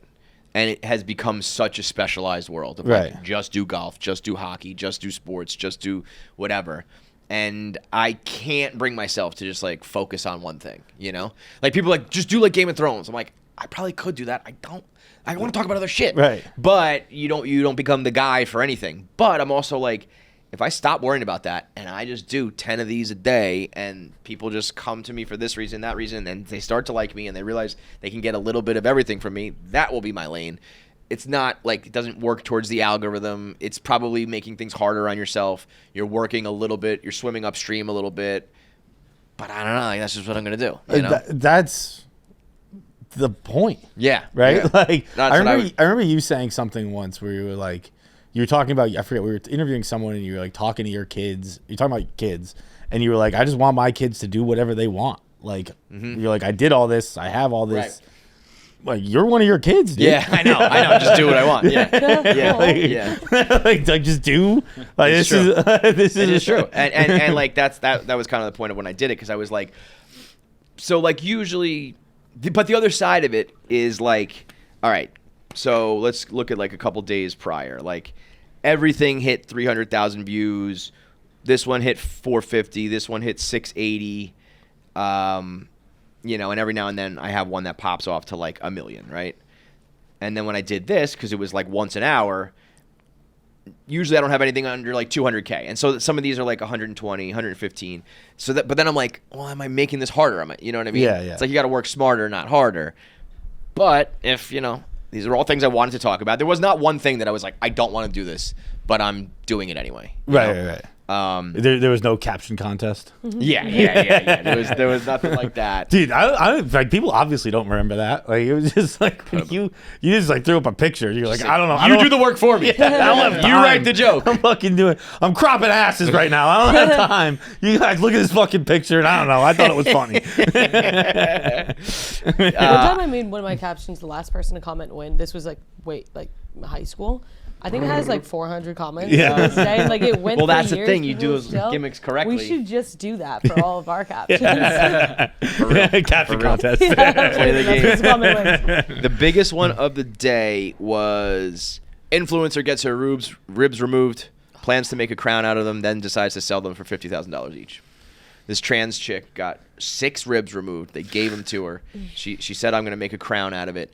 But then she was like, I can't find anyone who's like artistically capable, so I'm going to sell them. She's like, I don't know if this is true or not. She was like, I already have guys who are offering $10,000 per rib, and I'm going to try to sell them for $50,000 each. 10,000 per rib is pretty low, Yeah. right? Also, like if you're Well, once you've done it, I mean, if you've done it and you can get 10K. Oh, I hated seeing that. They're like Hated literal. seeing that. They're like rib. Like once you finish eating your ribs, they're like that. But that looked too Pinker. clean. I Yeah. can't. I can't think it's real. Yeah, that was Like, because like they when a fuck. I guess I don't know. Like I just think if someone were to remove your ribs, which I don't think is like a regular practice. Like, It's not regular, but there are people who do it. Are there actually people who do it? I mean, know there's there's rumors. I know there's the There's Marilyn the Manson rumors, rumor. but but Marilyn Manson himself, he's been like No, but there's like Emily Ratajkowski, Jane Fonda. Like, there's people who say that about them. There's no proof because I think you have to like go overseas and you don't do it here. But like, But that's what I mean. So there's like nowhere you can get it. Like, oh, yeah, correct. You walk Correct. into a plastic surgery center. There's not a guy who's like, I'm the rib guy. I don't think in America, no. So like, I don't think it's real. And that pic, because I can't imagine they take your rib off and then they clean the bone. That doesn't happen. Well, Like a doctor would be like, "What are you talking about? You want me to take all the meat off?" people do shady shit for money all Anyway, the time. yeah. Like I'm Oh, sure that there's got to be. Well, Okay, she also scroll was- up she- one more she was time, a- real quick. LabCorp, like they're not putting official stickers on it, being like, "Yeah, I'm the guy who Yeah. cut her rib off and shaved some." She meat. did say though, she was like, I do not. She was like, I'm sick. I can't cough. If I drink, have sodium, or do activity, it hurts. I don't recommend this. It wasn't like she was like, this is amazing. Yeah. So kind of crazy and to give then, up on your crown idea like that fast, just because nobody's. well, who's gonna make your fucking bone I know, crown? but like Like- if you get out your ribs with the goal of somebody making a crown for you, and then you don't actually follow through on that, like Well, I think the crazier thing is, ask first. Yeah. You go, Yeah. hey, Yeah. thinking If I about get these crowns, chopping if I my get these ribs bones. off. Could you make it into a crown? Yeah. They go, nah, I But she's couldn't not do doing that. it for Yeah, the yeah. crown. The crown was just doing like it to be an skinnier. afterthought. Yeah, I but guess, even that, but- she was like, "Here's the before and after," and it was like her waist was like a little bit skinnier. I was like, I don't know. I would have like dieted a little bit if that's what you wanted to look like before I remove my ribs. It was then there was also the Caitlin Clark stalker showing up to the court. Did you see that? Oh, what a legend. That was fun. That was so For the funny, video, dude. I had to be like, "This guy should go to jail." Oh. But and on the inside, my take was like, "This was fucking Dude. funny." Guilty as charged. Throw the bookie at me. And then She was when- like, no, sir, we're not guilty. We're not pleading guilty right now. And then he had someone found one of his old tweets. I mean, look, let's be honest here. It's obviously horrific and horrible, and you shouldn't do it to people. Yeah. It can also be funny sometimes. Yeah, objectively funny is funny. Yeah. And it is when he had the tweet at her. What do you say? At Caitlin Clark 22. I'm in the mood for some Italian. Do you mind if I LIGURPUZZI? Lick your pussy. That guy's like, I'm guilty, bro. Have you seen the tweet, Your Honor? I'm guilty, dog. Dude, I saw I'm not people- weaseling out of this I one. saw people quote tweeting that with the Shaq meme. I was not aware of your game. I was not familiar with your game. Do you think he said the guilty as charged thing, knowing like specifically to make it a GIF? I clip think he thing? said the guilty as charged thing because he's a mentally insane person. Yeah. He was great. They who went on to talk deserves about to be that. locked up, probably But in a it's also padded funny. room, but locked up somewhere. But sometimes insane people can be funny. I don't know what you're going to tell you. You know what you should do? 1 minute on that. Sorry. I'm always so interested in, and I feel like everyone's so interested in it. Is the Tarte Trips? I mean, Brie just went on it. Yeah. Shout out to Breed, Sports Just Illustrated, no joke. So crazy the way that they. I mean, and most of my information is coming from like only one source, the Toast or whatever. But the controversy that comes from the Tarte Trips Well, is yeah. so Get crazy. all of the most All like, the yeah. Popular and like, paranoid girls in a room and like let them What? fucking talk about each other and shit. Something happened on this one? Okay, so there's just multiple things. Like, first of all, they had dropped like probably $2 million like on these trips. Like, it's an insane amount of money. Like, they don't even have that much branding throughout. They just like they don't tell the girls like I don't really think like you have to post with our products X amount of I think times. that's why it Like, works though. Yeah, exactly. I think Because it's then kind of everyone's just like it's the Tarte Trip that just happens naturally. and everyone there's like so much controversy because like it's amid the wildfires, and so everyone was kind of like they should have like put this off, but like they literally it's a private island that you have to like a year in advance book and obviously like put down a bunch of money. We And ain't, so it's, we like, ain't pushing that back for you're no not fire. pushing that back. Unless Like, that island's on fire, we're going. Yeah, right. but they made up for it. They have donated so much money to the fires, but nobody gives a fuck. And like, still, there's just so much controversy, like from all of them. Just like, people cannot breathe. But that's like that as one of the influencers, you have to just go into it like with the reality of Knowing like, the deal. Yeah. I know how this is gonna look. Yeah. I don't know. It's the Yeah. best for my career to keep doing this, but Yeah. like if I don't know how the No, these influencers bitches are don't handling- care. They- but like you're like I don't know. People are gonna get pissed. I get it. Yeah. They're in their rights to get pissed. It doesn't like I respect what should I do? Should I stay in LA while it's on fire, or should Right, I go on right, this island? right. Like, Everyone's Well, leaving. I'm just going here. I can tell you this much. I would make that video. It would crush, and all the comments would be, "Who cares about this?" Who cares about it? And it's like, guess what? So many fucking people do. And guess what? You do too, bro. The NFL playoffs are here, and in order to win in the playoffs, what do you got to do, John? You got to bet touchdowns. You got to score touchdowns. You got to right? score touchdowns. You got to score touchdowns to win, whether you're on the field or watching at home. And that's where DraftKings does best. They are the number one place to bet on those tutties. You can do it as simple as just picking a player to score. You can pick all sorts of props, all sorts of bets, all sorts of lines, all made possible by DraftKings, the number one betting app in the world today. Bet on who's going to score 6. They score, you win. Right now, you can download the DraftKings Sportsbook app, use promo code KFC, and put up a $5 bet. You get $200 in bonus bets instantly. Just a $5 bet, and you get $200 on bonus bets right away. Only at DraftKings. The crown is yours. You don't talk that much, and it's just like music makes you feel drunk. I'm sober now. Not actually, but like I had one vodka soda this weekend and that was it. So. Really? Why do you sound so hungover? And I look hungover too. Like I'll admit, like I was not expecting to be on camera today. I don't know. I can't really sleep, so it's kind of like a hangover from not sleeping. That's a bitch. I'm sorry. It's okay. Thank you for the formal apology. Do I look hungover? Oh, yeah. Yeah. Not as hungover as Jackie. I'm also, you know what it is? It's like I haven't put self tanner on, so I'm super pale, and you fucking hate me pale. You guys always have a comment. It's always when the three of us are doing the podcast. Yeah. Good to go? We're good to go, yeah. We're recording? We're recording, yeah. First things first, I have gifts. Oh, we got the... Oh, are they the fidget toys? Oh my god. So, No. Oh my god, I love these things. you know? I've like seen one of them, but they're kind of really expensive. I don't know how much they are, but they're fucking rad. Wait, are they what I think I am? Oh my god, wait, thank you.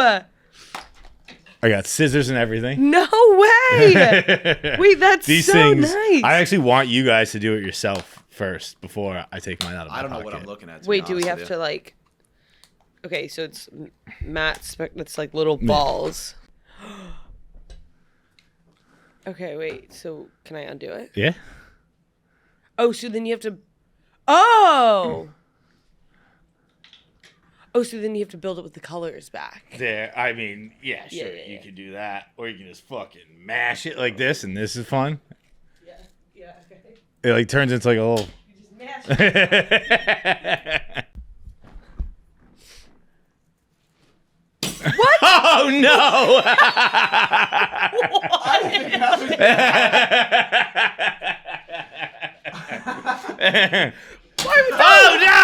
Oh, no! Why was that your instinct to do that? Like, I don't know. it doesn't even feel like... I thought it was just going to go flat. Okay, see the white and the... Wait, some of the colors count. I think I'm just going to connect them all into one big string. No, my god. We've all been zoned out for about 5 minutes, so they're doing their job.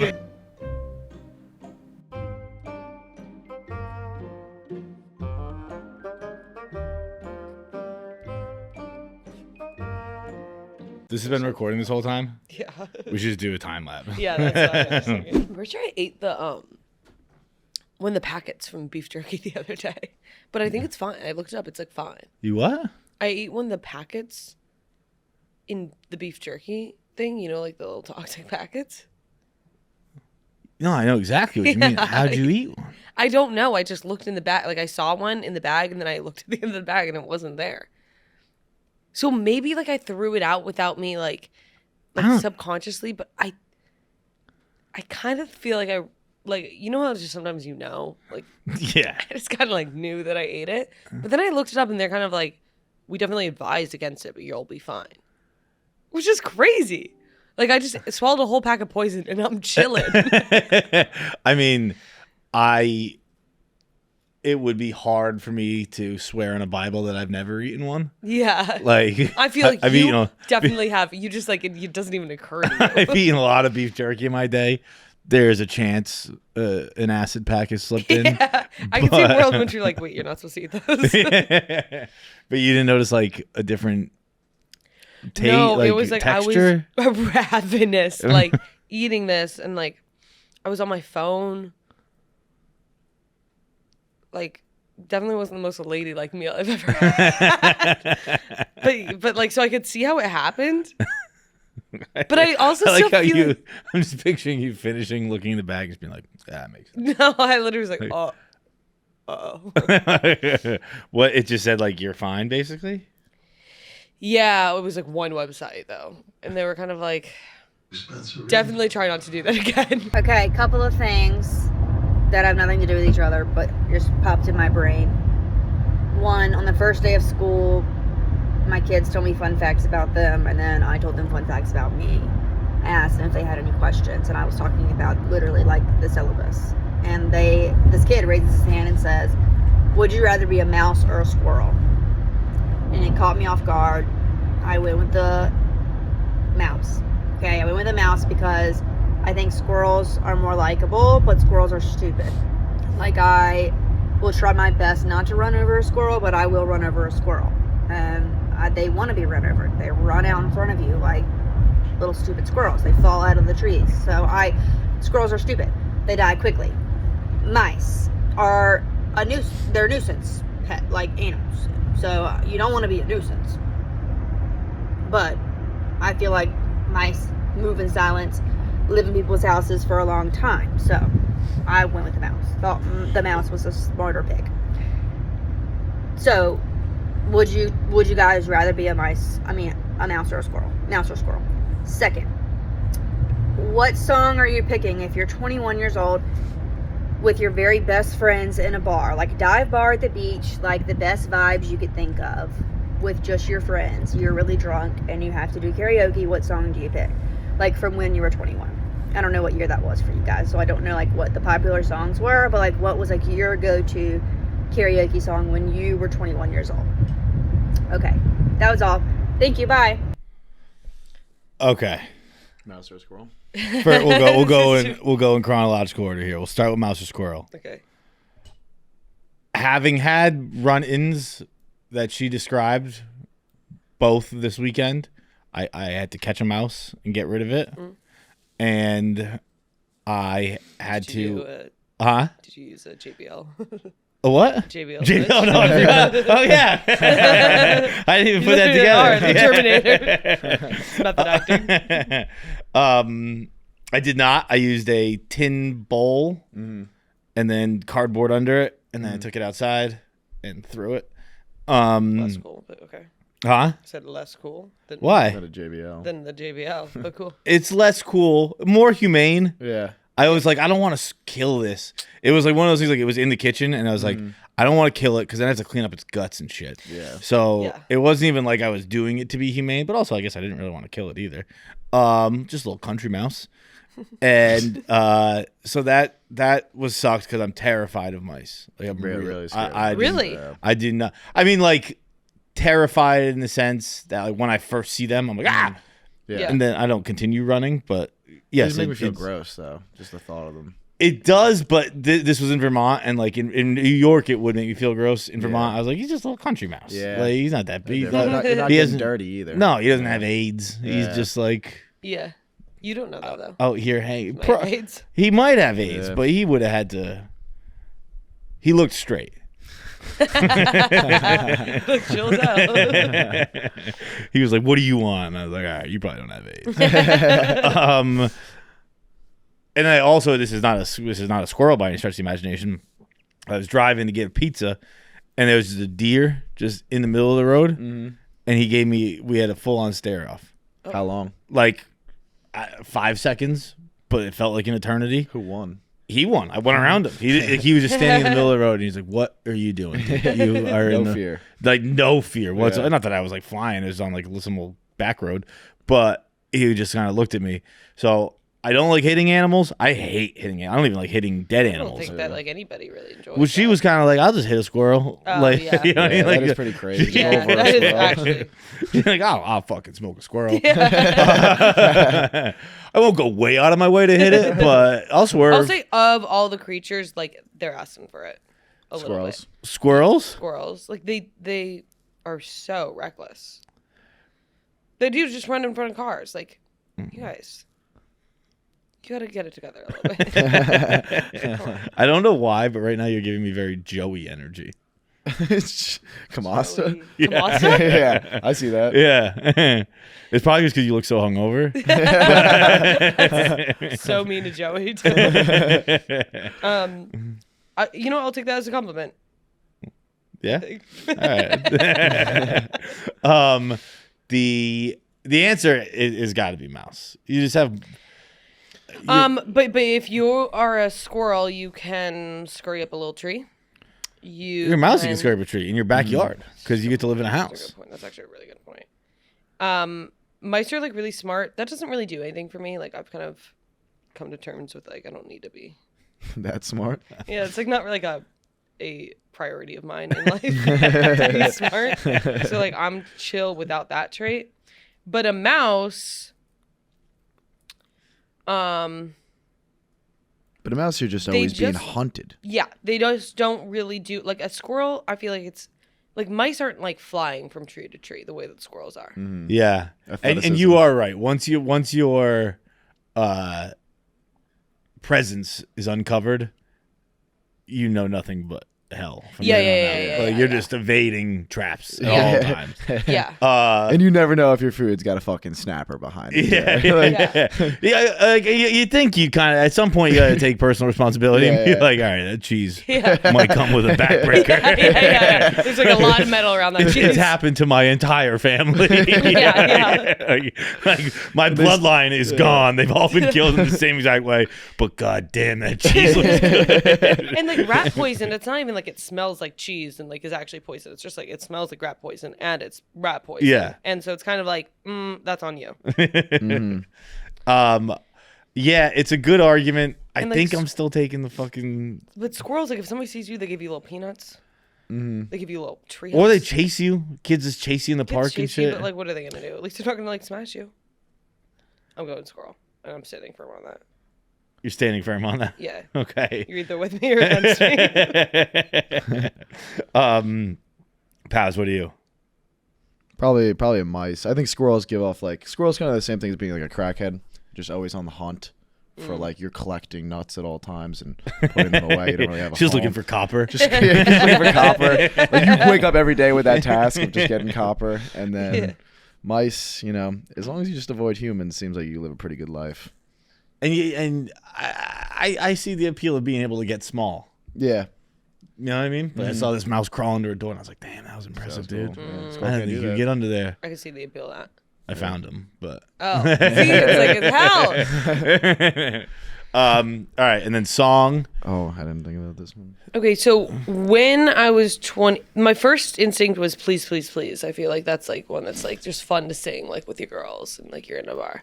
When I was 21, it's funny because whenever like for some reason somehow I established that like Mo Bamba was my song, and whenever it would come on, like all my friends would like it was like a like bird Mosh call or whatever. pit. Yeah, when like they would all come running, Mo Bamba, go, and it was so cool every single time. And trust and believe it came on at every single party. So every single party, I had like my moment where I was like, "This is my song, and I am Mo Bamba."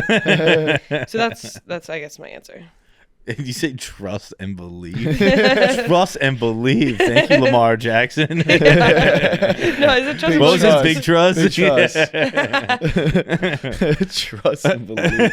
I've been really trying to. I told you like I wanted to keep like saying like standing on business. Again, definitely like the time has passed with it. And it really makes me sound like I think big super trust dope. is your thing, though. Big trust. Yeah. Big trust. Big- Is that how I would say it? How would I say it? You said trust and believe. Yeah, trust and believe. Trust and believe. Trust and believe. I'll do one of those while I say it. Pavs, what's yours? It has to be something Drake. At 21, that's all I was consuming was Drake. Probably In my feelings, Drake. Yeah. Yeah. I feel like we were very different people at 21. Yeah. Because mine is Jonas Brothers. Yoko. Burning Up was a great song. bang. Actually, a great choice. Yeah. Great choice. No, it's I've actually never done karaoke in my life. Really? No, you did karaoke. You say in this all Vegas. the time. I literally have. Oh, you like, have a vlog out of you Yeah. doing karaoke. Yeah, I forgot I did it. Yeah. But I never did it. I've never done it to a crowd of strangers. Okay, yeah. I've done it in like I think it was the Chicklets Cup. Yeah. We did it. We had like our private room, which I believe is Korean karaoke versus Japanese karaoke is to the public. Okay. I could be wrong on that. Could be flipped. Could be just wrong totally. But I think something like that.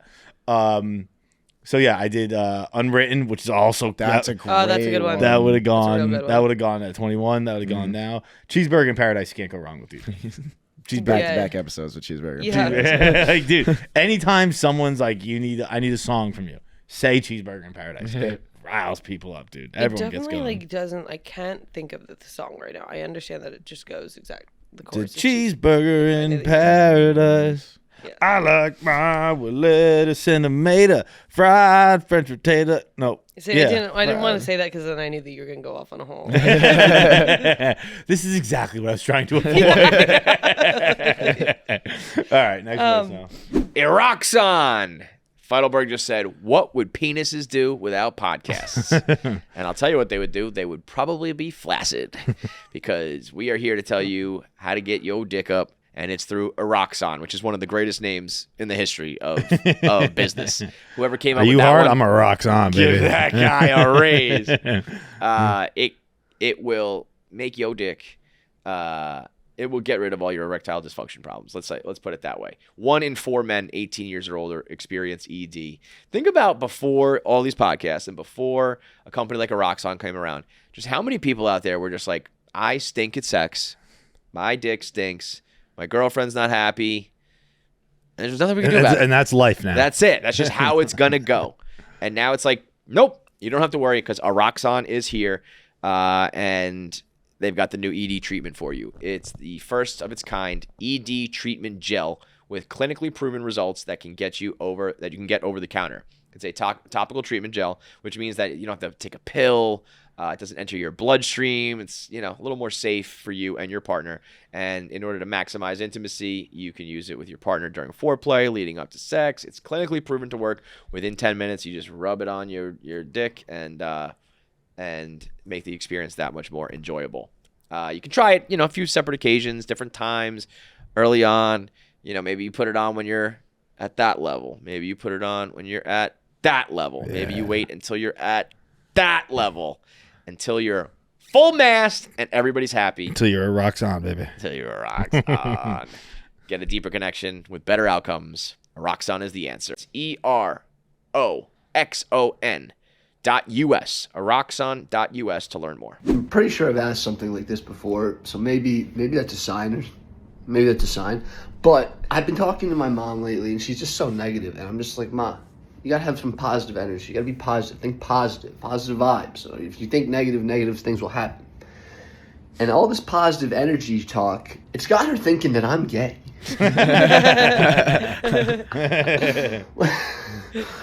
I'm not. I think. I know. I think. But, like, is it being positive? Is it gay to be positive, fellas? I don't know if it's gay, but, like, it's not. It's not straight. It's not. Like, I feel like I'm more positive these days, and I'm like, shut the fuck up, dude. Every time in my head, I'm constantly, the voice in my head is going, shut up, dude. Just shut the fuck up. And it's arguably worse than being negative, because you're dealing with two clashing ideologies now. Where you're like, hey man, like it could be good, and your voice in your head's going, shut up. Just shut the fuck up. It's a nightmare. It's a very frustrating nightmare. Like what will you hear yourself saying that you're like, shut the fuck up? I don't know. I guess I just don't even really believe it. Oh my god. You don't believe in yourself being positive? I don't know. I just think it's excessive. Mm-hmm. You still keeping expectations low though? Lowish. Yeah. But I think you can be as positive as you want, as long as you keep expectations low. And that's about as straight as I it think gets. if you say like, hey, I'm like doing like this 12-step program for positivity or something like that, or you're like, I'm doing meditation in the morning. Which I am doing meditation in the morning, so I can say that. You're full on meditating? I'm I'm just doing like gratitude in the morning. That's gay. And I literally, like, guys, if you ever log on to my YouTube, it's all like, mine's bad. it's bad. It's like actually like affirmations for self-love. Like You just like watch that? I'll just like have it on in the morning, because like apparently the morning is when you like can reprogram your brain the best, because it's like the subconscious like is still from like that's what controls dreams and everything, so you're still kind of in a dream state, so you can like access the self-conscious.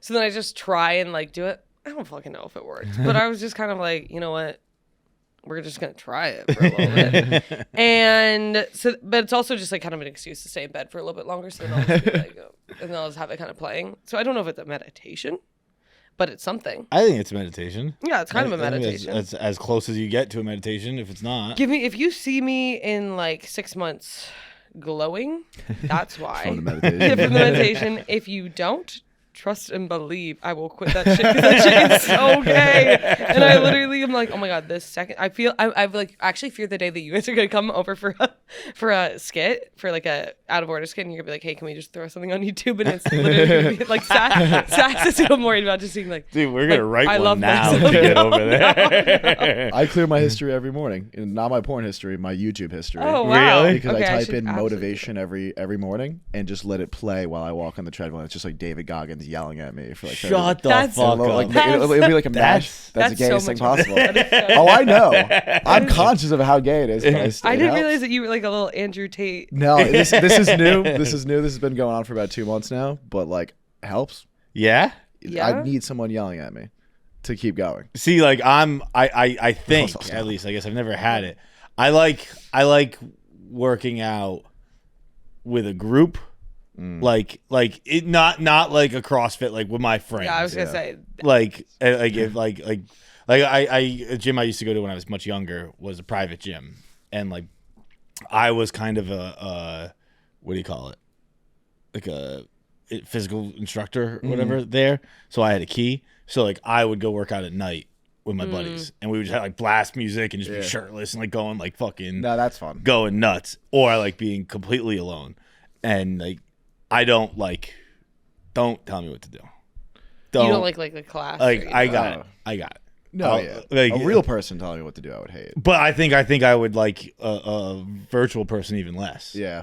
Like I don't mind working out. Like I've worked out with like Corey G and stuff like that. I like working out with Corey G because he's an expert and knows what he's doing. Yeah. But like, I don't think that the guy who works at New York Sports Club, like a 9 to 5, is like, understandably, like I don't think he's like. It's like when I worked at GNC. Like I wasn't taking it that seriously. I didn't fucking actually. You shouldn't actually listen to me. Yeah. I know like a few things, but I'm not really gonna help you if you're looking for like major gains. Yeah. And a virtual, I think, would piss me off even more. But shut up. But I can see like it's like you were talking about. Yeah, like, I'm not getting motivation, like being instructions. Like it's going. like Tom Brady like speeches and stuff like that. Yeah. Like, Really? Tom Brady will be in the compilation. Dude, I hate him, but when he comes on, we're running fast. Does he have the one before the The enemies one, where it's like I wanted to create as much hatred as I possibly. Oh Now yeah, it gets me going. the one when he's talking about legacy is Yeah. your family's honor. Yeah. Your family's honor. Yeah. It's like, get him, Tom. Tell him, Tom. By the way, speaking of Tom Brady, I have been quietly all season going. Yeah. I thought he was terrible. Wait, going like what? I've been cringing heavy the entire season. Guess what? What? Mr. Fucking Showtime. He was awesome. Oh, I couldn't hear it. I was at a bar. For Commanders fucking Lions. He was unbelievable. Really? You get Tom Brady into the postseason. Yeah, he's gonna that's what it fucking is. take care of business. Anyway, ultimately, positivity is pretty gay. Yeah. But I actually kind of like truly think honestly, like the only way to get through life is like playing into like all the. If you just don't have like hope, like you literally don't have anything else. You don't have belief or trust either. Yeah. You're fucked. But like I'm saying, like the kind of like the stuff that like really just makes me feel like, okay, I got this. I could do this. Is like all the like fluff shit, like the not like the David Goggins necessarily, but like the girl versions of that. That's like. Your future is like you are in control and like all this like that like I understand it's delusion how that dumb keeps it you is going. but it's delusion that keeps you going, so it's like you kind of got to feed into that unless you want to be actually depressed. No, positivity when it hits, Gay for sure, it hits right. It hits right. Like but it's probably one of the bigger hit or miss things where like when it's like when someone needs it and it's like and either when you need it and someone provides it or when someone else needs it and you provide it, it's like, that's the greatest thing that's ever happened to me. That's like 1% of the time. 99% of the time is like, shut up. Dude, I know. Like, you also have to be appropriately positive. My positivity is like, you're going to survive. Like, I'm not promising you're going to like be happy, but like, you'll get through it. That's about as positive as you can be. Yeah. Where it's not gay.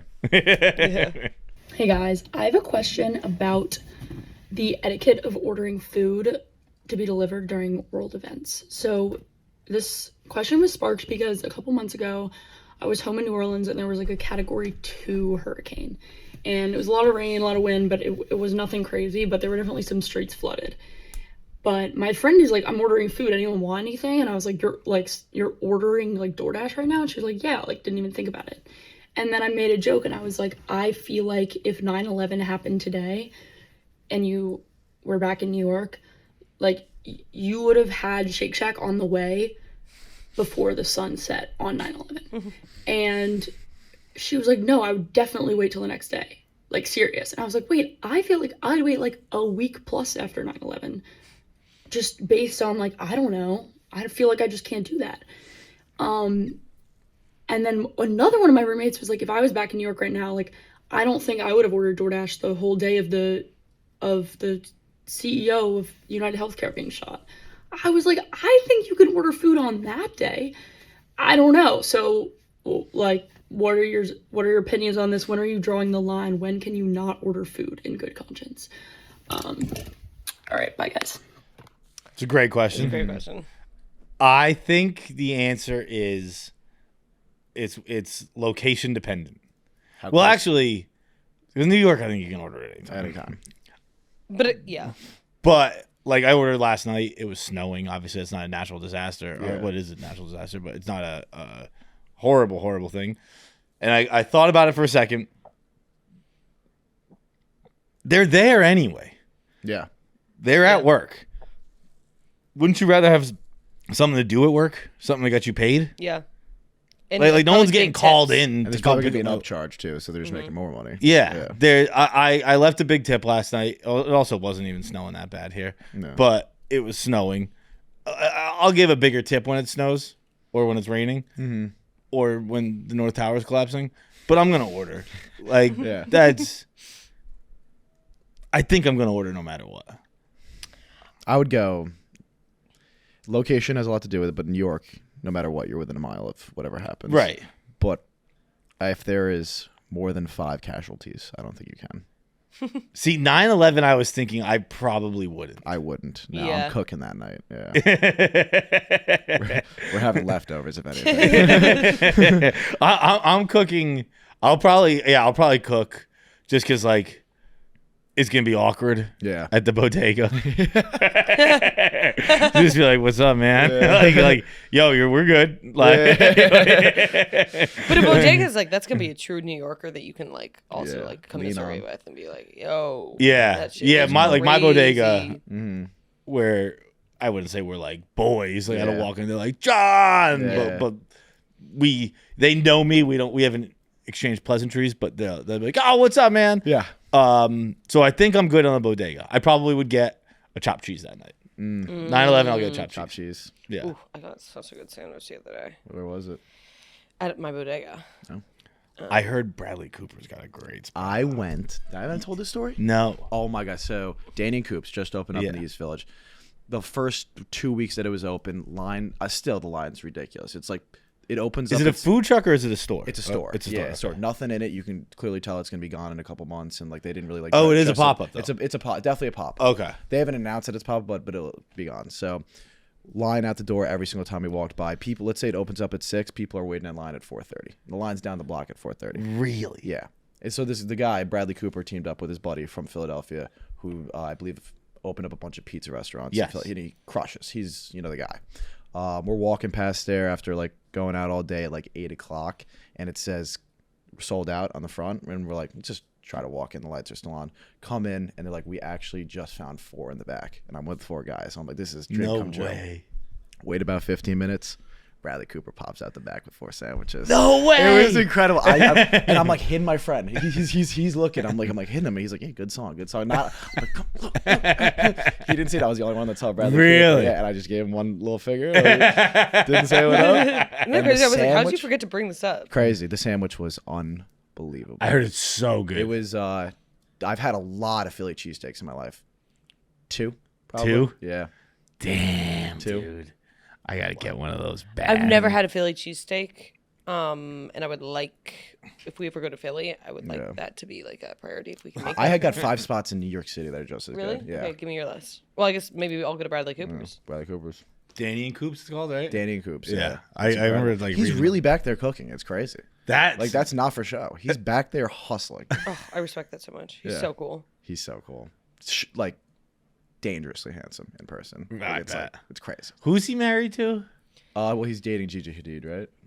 Was he married to He was Irana Shaikh or whatever her I name believe is? so. I don't think he was ever married. I know he has kids. He has kids. Okay. Yeah. He's a cool celebrity. He's like one of those that's like, you don't even think of him as like one of the cooler celebrities because like he's so like obvious. He's such an obvious choice, but he's so So cool. I think, right?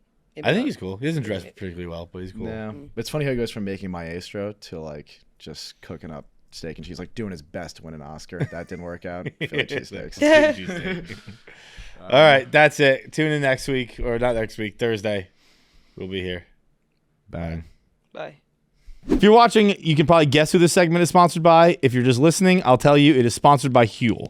It's a brand new year, and we are all about setting goals and actually hitting them. Haven't always been about that, but we are kind of about that now. That's why I want to talk to you about today's sponsor, Huel, spelled Huel, the global complete nutrition brand trusted by millions. Their Black Edition ready-to-drink is a complete meal in a bottle, high in protein, low in sugar, packed with all the nutrients your body needs to perform at its best. I have recently been fueling my body, and the juxtaposition of how it feels when it's fueled by Huel and when it's just not me trying is it's jarring. And I hate being a person who's just saying things that 99% of the population knows well. But when you treat your body right, it feels a lot better. Huel is a perfectly balanced meal designed by experts to provide all the nutrients your body needs from a meal. Huel takes the guesswork out of healthy eating. It is for your most inconvenient meals. With no prep, no cooking, just say goodbye to getting hangry and unsatisfying snacks. Just grab a Huel instead. Don't believe me? Take the leap and join the community of Hueligans with this exclusive offer for new customers of 15% off plus a free gift with code KFC15 at Huel.com. That's 15% off plus a free gift for new customers with the code KFC15 at Huel.com. HUEL.com. Start your year off strong with a healthier, easier way to eat with Huel. Huel, nutritionally complete meals in minutes so you can focus on what really matters. Also, I want to show you guys, shout out to Huel because they gave us this little mini fridge to have in the studio because Babs and I literally live off of Huels in between like editing and recording. But then whenever we put them in the main fridge, everyone takes them and then we don't have our Huels. So then they gave us this mini fridge and we can just have them like to go. And they're all cold and everything, and it's so nice. So thank you, Huel, for the fridge because Babs and I survive all that shit. All right, we're about to get into our interview with Ben from the Joe Schmo Show, which is a new reality TV show that is poking fun and taking aim at the absurdity of reality TV. It airs every Tuesday on TBS at 9 p.m. Eastern. Ben and one of the actors on the show, Ahamed, joined us to talk about this show within a show, where it's basically like a fake reality show where everyone is an actor except for the one guy who thinks he's here to win $100,000 and he's going to meet all these friends in the house. And it turns out that they're all just actors and comedians who are pranking him and joking with him and lying to him so that he thinks he is the star. They're all in on it, and it comes together for the most audacious, ridiculous ruse in TV history. It's a social experiment about interacting with the hilarity of the game, with the over-top physical humor. It's action-packed. It's hilarious, and Ben the whole time has no idea that he is the butt of one of the biggest jokes ever and takes pranks to a whole new height. We sat down with the boys. We chopped it up about the whole experience, what it was like to be the butt of the joke, what it was like to be the guy joking with them, all the interactions he had, what happened when he found out, and more. So let's get into it with Ben and Ahamed, and you can check out Joe Schmo every Tuesday night, 9 p.m. on TBS. All right, we got the boys from the Joe Schmo reboot. We got Ben, the star himself, and one of his castmates, Ahamed. I like the jumpsuit, first of all. Thank you, I don't know man. if you're familiar with it, but at Barstool, the guys do something called Jumpsuit January. Every single day of the month, they wear a new jumpsuit. So you're fitting in very well with the personalized one. Yeah, you know. Cold too. Yeah. It was freezing. Dude, No, it's not that bad. I was walking here today. It's a cold one out there. It's not even that cold though, right? Like it's 20s. Yeah, it's That's not that bad. I was teeth chattering. I was a cartoon. I was like, I was genuinely embarrassed. Like I was New walking, England guy can't handle a little 20 degrees I was anymore. walking huh? with a friend, and I was like, I hope he doesn't see this. So, I mean, the Joe Schmo show is something that I remember from way back in the day, the original one. And that was even before reality TV really became like this whole industry that it was. And they had the foresight to like, let's make fun of this whole ridiculousness back then. I feel like now it's even better because there's just so many, and all these people become famous and stars and all that. So, you were kind of right for the picking, I would imagine, like doing it in 2025, right? I guess. I mean, I feel like a normal dude. I don't think I'm gonna be famous. No, but I mean, like going into it, like back then, going into reality shows, like I don't know, this is a thing that they do now, or it's not scripted. Now it's like everybody knows what it is. There are people who become famous out of it. There's many episodes, millions of viewers. Like, did you think that was what was going to happen to you, or what was your mindset going into it? No, I mean, you know, I figured I was gonna come on this reality show, like be like a little goofy dude, small towner, Yeah. and be off, and then that'd be it, and you know, move on with my life. You know Right. what I mean? Like have some laughs with my friends. Right. That was about it. Where are you from? Baltimore, right outside of Baltimore. Okay. Baltimore. All right. And then, and then you're part of this. You know, everybody else is an actor, right, or a comedian or something. You know, along those lines. Yeah. And you know, you were just like, let's just fucking torture this guy. You know what I mean? Like on some level, I remember watching Jury Duty, being like, you know, there was a couple moments on Jury Duty where they were like, I don't know if we should do this or that. Like, you know, you border on like, this is pretty fucked up what we're doing here in some ways, or was it all just kind of like good fun? It seemed like it was all in good fun. Like there were definitely some pranks that we were doing, and like stuff that was like scripted but supposed to seem not scripted. That was like outrageous, like shit that really kind of wouldn't happen in any reality. And he would like catch on to it, just be like, yo, like what's going on around here? Did you had those moments? Yeah, Like, so I feel like the big difference between Jury Duty and this is that, you know, Jury Duty is in the confines of like a courtroom. Yeah. You know what I mean? Only so much can happen before any normal person's like, yeah, this is great. wait, like this doesn't happen in a normal courtroom. Yeah. Whereas this is just like a house reality competition. So I'm like, you know, around a bunch of crazy characters anyways. Like all their characters have these weird backstories. Yeah. Like they're all, you know, it's just nuts. Right. Really. Yeah, so like anything goes at that point. Anything goes, Yeah. and I'm just like, okay, I mean, I guess this could happen. You know what I mean? Like in some world. What was the out there. moment? Was there a moment where you were ever putting it together, like something's going on here,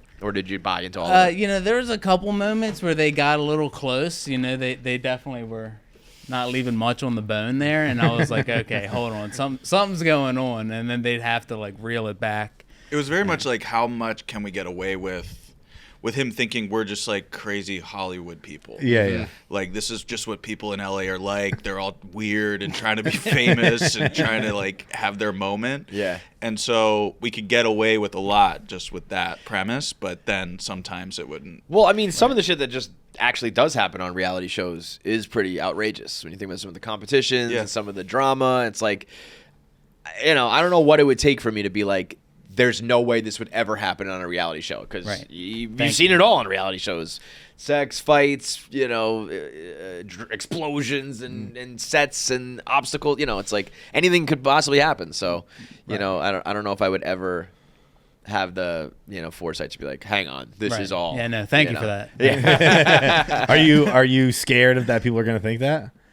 No, you always have people like, how could you possibly not know? Right. And I'm like, you'd have to be like a narcissist to be like, all right, hold on. Now. This is all for me. This is all about me. Yeah, that's true. And it just wouldn't happen. I don't know. Yeah. That is a great point. That like, I don't know. There's a million times where you're like, I don't know. It's just what people told me. People told me I'm on a reality show. Fact is stranger than fiction sometimes too. It's like you really, It's like why would you not? We had the clip, the Alonzo Mourning. Alonzo posted that. We saw a comedian, and I thought someone told me it was Alonzo Mourning. And I was like, okay, that's Alonzo Mourning. Alonzo Mourning's now I don't really know what Alonzo. I don't follow basketball. I don't really know what Alonzo Mourning looks like. So all right, they all told me, and now I think Alonzo Mourning's funny. And after the show, I went up and talked to him, and it's not Alonzo Mourning. It's Alonzo Bodden. He's very funny, but he's not Alonzo Mourning. Now, but is there a level of you that thinks like they picked me? I must be like more gullible than the average person or something, right? Because they're trying. They definitely can't pick someone who is a narcissist who might be like, hang on, because then this whole thing is fucked, right? Well, they couldn't pick someone who wanted to be famous. Like Ben's perfect because he's just like, I'll just fucking do this thing, Yeah, this sounds fun. Right. What was like? Did they talk about why they picked you? Like, were there other candidates and you won out because you're like? There were. So I was told that there were some other, people, obviously they had lined up. And then when they saw my interview, I had come in like towards the end of, I guess, screening. And they were like, Dave Kneebone, he's an executive producer, right? Mm-hmm. He was just like, when I saw your clip, when I talked to you, he was like, I just knew. I just knew it was you. I don't know if that's a good thing or bad. This idiot. That's kind of how I feel. Let's fuck with this guy for a couple months. How long was the shoot? It was, like 2 weeks? 2 weeks, okay. Yeah. Like that's No, I mean, I am a little gullible, I guess, but I'm willing to laugh at myself. Like, I have important thing in the world, bro. Barriers when it comes to that. Like, I don't think I'm anything special, so I think he saw that and was just like, this kid will take this joke well. Yeah. And he'll just roll with it. Was there a prize or anything? Yeah, we always knew that we were going in there to compete for $100,000. Okay. And that was like my driving force for not wanting to go home every night. Right. Despite them making me think I was going to go home every single night. Was it every night you guys did it? Oh yeah, I mean they definitely wanted to keep him on his toes. Brutal, that he could lose at any moment. Yeah. We just had a reality show here. It's actually just the finale just happened last week, and it's like Survivor style, right? Surviving Barstool. Yeah, I mean, like the viewers don't really get it, and they're like, "Come on, it's just a game." But the people who are in it, it's like, there's money on the line and pride on the line and egos and shit. People are crying and fighting and. So, those settings can get to your head, it can fuck with you a little bit. Yeah, it seems really intense, honestly. Yeah. I've been watching it. Yeah. I mean, I'd make light work of it, but it seems so pretty now intense. are you going to be, on the reality circuit? I mean, now. I don't know. I mean, I'm up for it, I'd like to. You might, ride the wave, man. Yeah, who knows? What if they did it to you again, though? What if you're like, all right, everybody knows me. I'm Ben from Joe Schmo. Now I'm on like blah blah blah, and it turns out to be like it's Joe Schmo season 2. Second time. Oh my god, that's a $1 billion idea. Yeah, you're like, we did it again, you dumb fuck. Then there might be some hard feelings. I think you could get me again. Yeah, I think you could. You could get me again. Yeah. Because again, it's not happening twice. Yeah. The only thing crazier than this happening to me once would be twice. Right. I would almost be more worried, like if you fuck up and somehow let the cat out of the bag, I don't know, like you push it too far, you let something for slip. us? Yeah, for the Yeah. actors, like Totally. Oh, if they, like overhear you talking whatever, it's like this is a however many $1,000 event, and it's all out the window because Ahamed was fucked up or something like that. I would be more. Yeah. I'd be almost probably too worried to like push the envelope because it's like, what if he turns around and says, "There's no way that was real," and the producers are like, "Why the fuck did you say that?" or whatever. It's a fine line. Totally. I mean, the audition wasn't like a normal audition. Like, I would have to like be in character for a while, just like talking to someone. Yeah. Right. So they would just kind of like make sure that you can just do that at the very least, just like stay in character there, for a while. But yeah, there's a lot on the line when you're there, and you just have to like. The hard part is not laughing. Yeah. Because some of the situations that they set up, like we're dying. Like it's so hard not to crack up, and it wouldn't make sense that the whole cast is like laughing, Right. and he's like not. Right. So we all were just like definitely like really trying to hold it together sometimes and not laugh, which is pretty fun. Was there any like off-camera time for you guys where you were like able to talk about like where you could be like, could you believe this? I don't know how much I can say, but like every night we'd all go back to the hotel, and like Ben would go in a van and get blindfolded, right? They'd just take me back at the end of the night. Yeah, like after we shoot. Yeah, they'd just take me back. And Yeah. I'd be separate. So But he not would- They would blindfolded? blindfold you. No, the blindfold only happened the original beginning. day. Yeah. Okay, But that would you make were in me your own pause. van? I can't Yes. see the hotel. like he's in his own van and we're all in another van. And I think you thought like we were all doing the same thing, but he was going to his own floor at the hotel. Got it. Where he had like someone outside the door making sure he didn't leave the room. Yeah, my boy Nigel. And you just thought what? That was like security or something? Or you were like, I'm not allowed to leave my room ever? No. I mean, he was just like a handler. I just thought everybody had one. Got it. Yeah, but no, we I didn't. get why you think that. Like, I would too. But that would drive me insane. I'd be like, Go away, Nigel. just like I everything I'm doing in my room, I'm like, there's a guy 3 feet away, right? Right. He can hear what are you doing everything. in your room, bro? Yeah, like I can hear everything I'm doing. I'm doing all kinds of things in a hotel room. Like, Goddamn right. Well, he had no internet too. oh no! Oh, then I'm not doing as much in the hotel room. That's funny. Guess I'm just hanging out there. Come on in, Nigel. So you're on it for 2 weeks, like no contact with the outside world, then basically. Yeah, no contact with the But I guess outside that world. is like, if a reality show said, no phones, no internet, I'd be like, I guess so. Right, I don't that's know. a normal Seems a little procedure. extreme, but okay, like Yeah. whatever. Yeah, because we create the name of the show is The GOAT that we're supposed to be on. It's supposed to be this famous show. Right. So if he looked it up and it's like, wait, it doesn't exist. Yeah. What was it? Was the angle? I guess that it was like a popular. Yeah. Foreign overseas? countries. Yeah. This is the first American season. Like it's a huge show. Very In believable Korea. thing in right? Korea. Yeah. In North Korea. Yeah. I mean, that is. Kim loves the show called The GOAT. We're bringing it over. Yeah, they revealed the name of the show and we're like, oh shit, we're on the GOAT. Go! It's my dream. So that means you signed up blind. Well, I mean, I just signed up knowing I was going to be in a house-based reality television. Is that show. normal? Is that what people do? Competing? What do you mean? Like I feel like people sign up for The Bachelor or for Survivor. There are Yeah. ones that are just like so they told me, reality show. that the one of the like caveats was that we can't tell you what it's about. So then I was kind of thinking like, what's that one? Love Island or whatever. Yeah. Like Yeah. where there's kind of like an element to surprise. So I was thinking, Yeah. okay, I don't know, whatever is about the show, it has some element of surprise. So I was Got just it. like, whatever. Again, Yeah. all believable I'm things. down for the ride. Like, Yeah, man, I was I'm gonna say, here for it. so- It's a so- reality television show. I'm Yeah. trying to be on this shit. Yeah, you're the dude who like your boys call you up and you're like, I don't know, we're getting in the car and we're Yeah. I got like a 30 rack and we're driving to wherever and you're just like, okay, let's go. Let's go. Yeah, I like that. How old are you? I'm 31. 31. Yeah, I mean that's I mean it's a good way to live life. Yeah. So, and I'm I'm sure in no they rush to figured that grow out up, about you you. know? Yeah. So I mean I guess you can't. I don't want to reveal stuff, but like I guess after you like, what was your first feeling afterwards? Were you like, I'm so stupid, or was it like, oh, this is funny? After everything was pulled and they told me they were actors. Yeah. I think I was just laughing. Really, I was just like, okay, this is awesome. Like, Yeah. like Yeah, I think I would probably be the same way. This is Although so I'd probably cool. go back and be like, that conversation was fake, or like that was, you know, like I thought we were friends. Right. I thought we were, you know.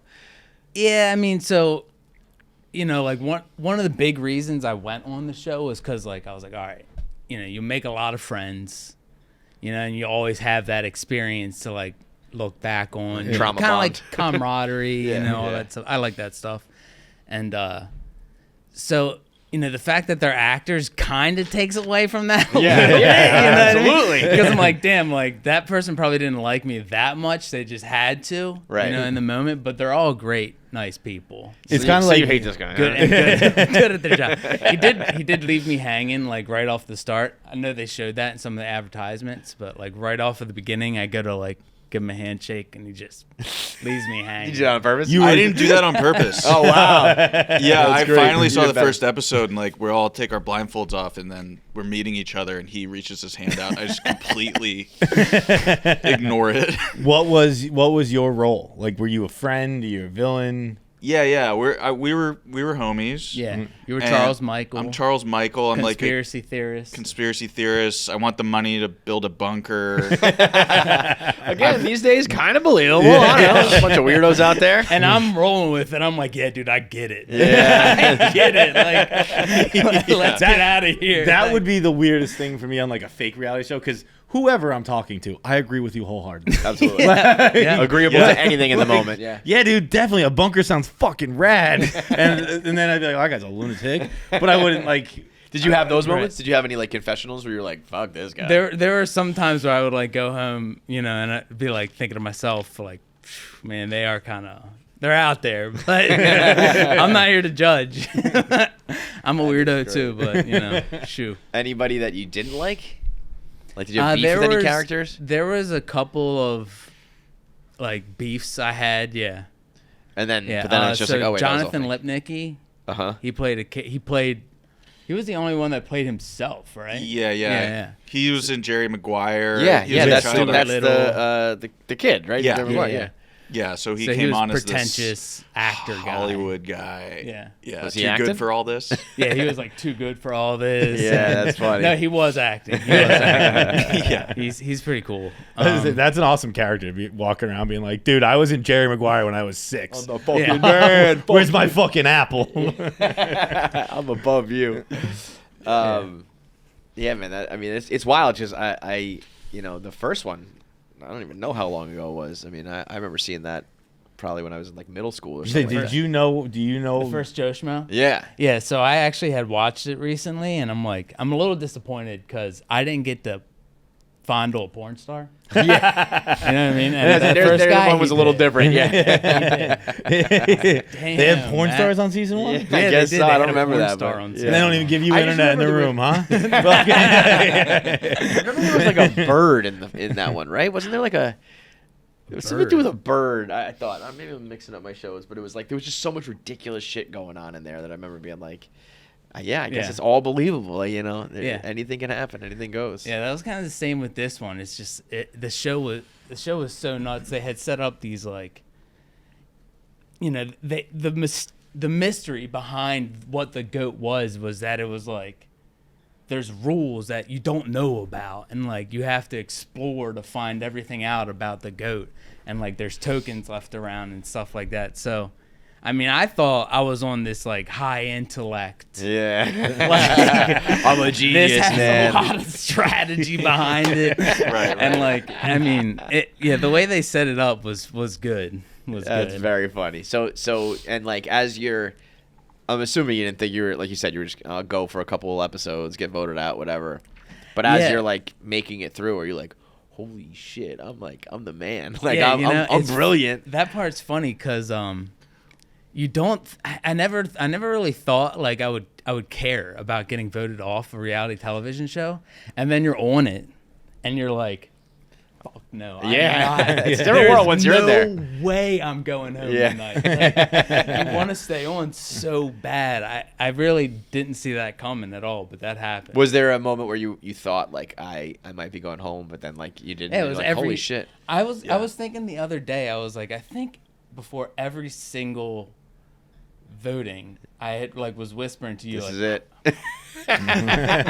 wasn't I? Yeah, I yeah, I that's very vividly funny. remember being like, yeah, I'm going home. I am going This home. is it. Yeah, because having done it myself, you almost want to like, if you think you're going home, you want to be like, I know I'm going to go pack. I know it's coming. I'm cool with it. Yeah, you know, yeah. so you want to get ahead of it. It was fun watching him go from like, dude, I don't know if this is real, to like, I need to win. Yeah. Like the complete shift was like, that's great. yeah. How has the press tour been? It's been good. Is this And it just- your early days on it? Yeah, this is my podcast cherry right here. Oh, Oh, really? congratulations. You're doing fantastic. Yeah, Thank man. you very much for That popping shit. it for me. But yeah, no, it's been great. I mean, it's nice just being pampered. Like they pick you up from your house and like take you to, you know, the airport. And you guys got like the sign like with your name on it. Yeah. You're a star now, baby. Welcome to Hollywood, bro. Nice. You got to take it and run with it. Yeah. Every Get time yourself- they try and grab my bag, I'm like, don't you dare, dude. I'm just a normal person. You're not touching this bag. Bro, when I tell the guy I'm like I got it, I feel like he must think I'm the nicest guy. I'm a real hero. I I'm like saw- a first responder. Carry my own bag. Dude, I saw that recently with like I think it was a tweet or something like that. I actually thought of Jackie because I'm sure Jackie's the same way. Where it's like I'm a pick me when it comes to customer service.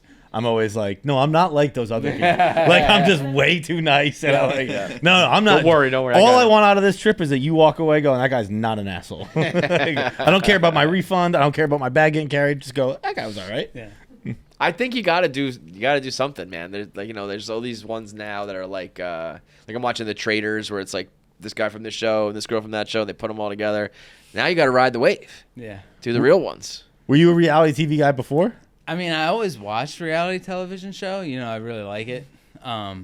Ironically, my freshman year in college, I was in a sociology class called reality television, and I wrote a paper. I think it was on The True Life, but I mean, About how you'll never get tricked into being on Yeah. reality TV. it wasn't about that. But no, I'm pleasant. You know, this has been great. I mean, it was an experience of a lifetime. You know, Yeah, being on absolutely. the show with these guys, and you know, on the show, I mean, not to toot their horn for them, but you know, you got a lot of good actors, comedians. You know, they're trained clowns. Yeah. Some of them, what's that guy? Trained clown. He's a trained mime. Yeah. There were a lot of like, Really like Different well skills. trained Yeah. Yeah. performance artists. Yeah. You know, so I got it's awesome. Just to, like I be mean, you around are and the see 'em do star. their You stuff. are, you know what I mean? It's like, Now I'm just a normal guy. yeah, but I'm just saying, it's like other shows, like you have to win to, or like get to the finals, like be the guy, and it's like you're the guy, you know. Right. Like people will know your name, and you know you're the star of the Joe Schmo show. Yeah, Lawndale, he plays Braxton on the show. Mm-hmm. He made a good point. Like after the show was all done, he was like, "Nah, dude, you don't realize like how lucky you are. Like people come out into this industry trying to get on the show, That's what I'm saying. Yeah. or Yeah. whatever for forever, and you just were Kinda like, lucked into yeah, it. I'll be on one, and then you're the star. Like, Yeah. you have no idea how lucky this is. Right. You know, so I feel really blessed, and That's awesome, you know, man. it's humbling. Well, you know, I'm sure there's so many reality TV show fans now, and I feel like, you know, anybody who can kind of poke fun at it and like, you know, get a look behind the curtain and all that sort of shit, I think people are going to enjoy it. I mean, if you think about all the shows from, you know, like Punk'd to the Jury Duty, like there's always there's that like allure of like getting to watch people kind of get played and prank videos on YouTube and shit like that. Like people love that stuff. Yeah. So this show really has a ton of behind the scenes, like how are we doing this, and like the whole like system of it is right. Like, So like revealed, even so if it's you fun like to watch. regular reality shows, it's like you get to see like how the sausage is made, even though this is like a fake one. It's like it's still a real one because you're getting to see how that all works. You know? Right. Yeah. So that should be very interesting. So Yeah. that it's TBS January 21st, 9 p.m. 9 p.m. Weekly show. Yep. Yeah. So that's Weekly. good. I'm fans of that. Weekly's the way to do it. Yeah, weekly. You know, binging had its moment, but I feel like if you want to Yeah. talk about it and have moments Yeah. and discussion and all that, you We got to go build with the hype. You know? it. Yeah. We yeah, need yeah. viewing parties, all that. Yeah. Definitely. All right, man. Well, we appreciate you guys coming through. Everyone go check it out. I guess congrats. Thank you. Did you get the money in the end? You know, can't talk about that one. All right, boys. Thanks a lot. Yes, Thank you very much, guys. All right, thanks for watching. Make sure you subscribe, like, and leave a comment below. Click that button. Or I'll cut off my finger.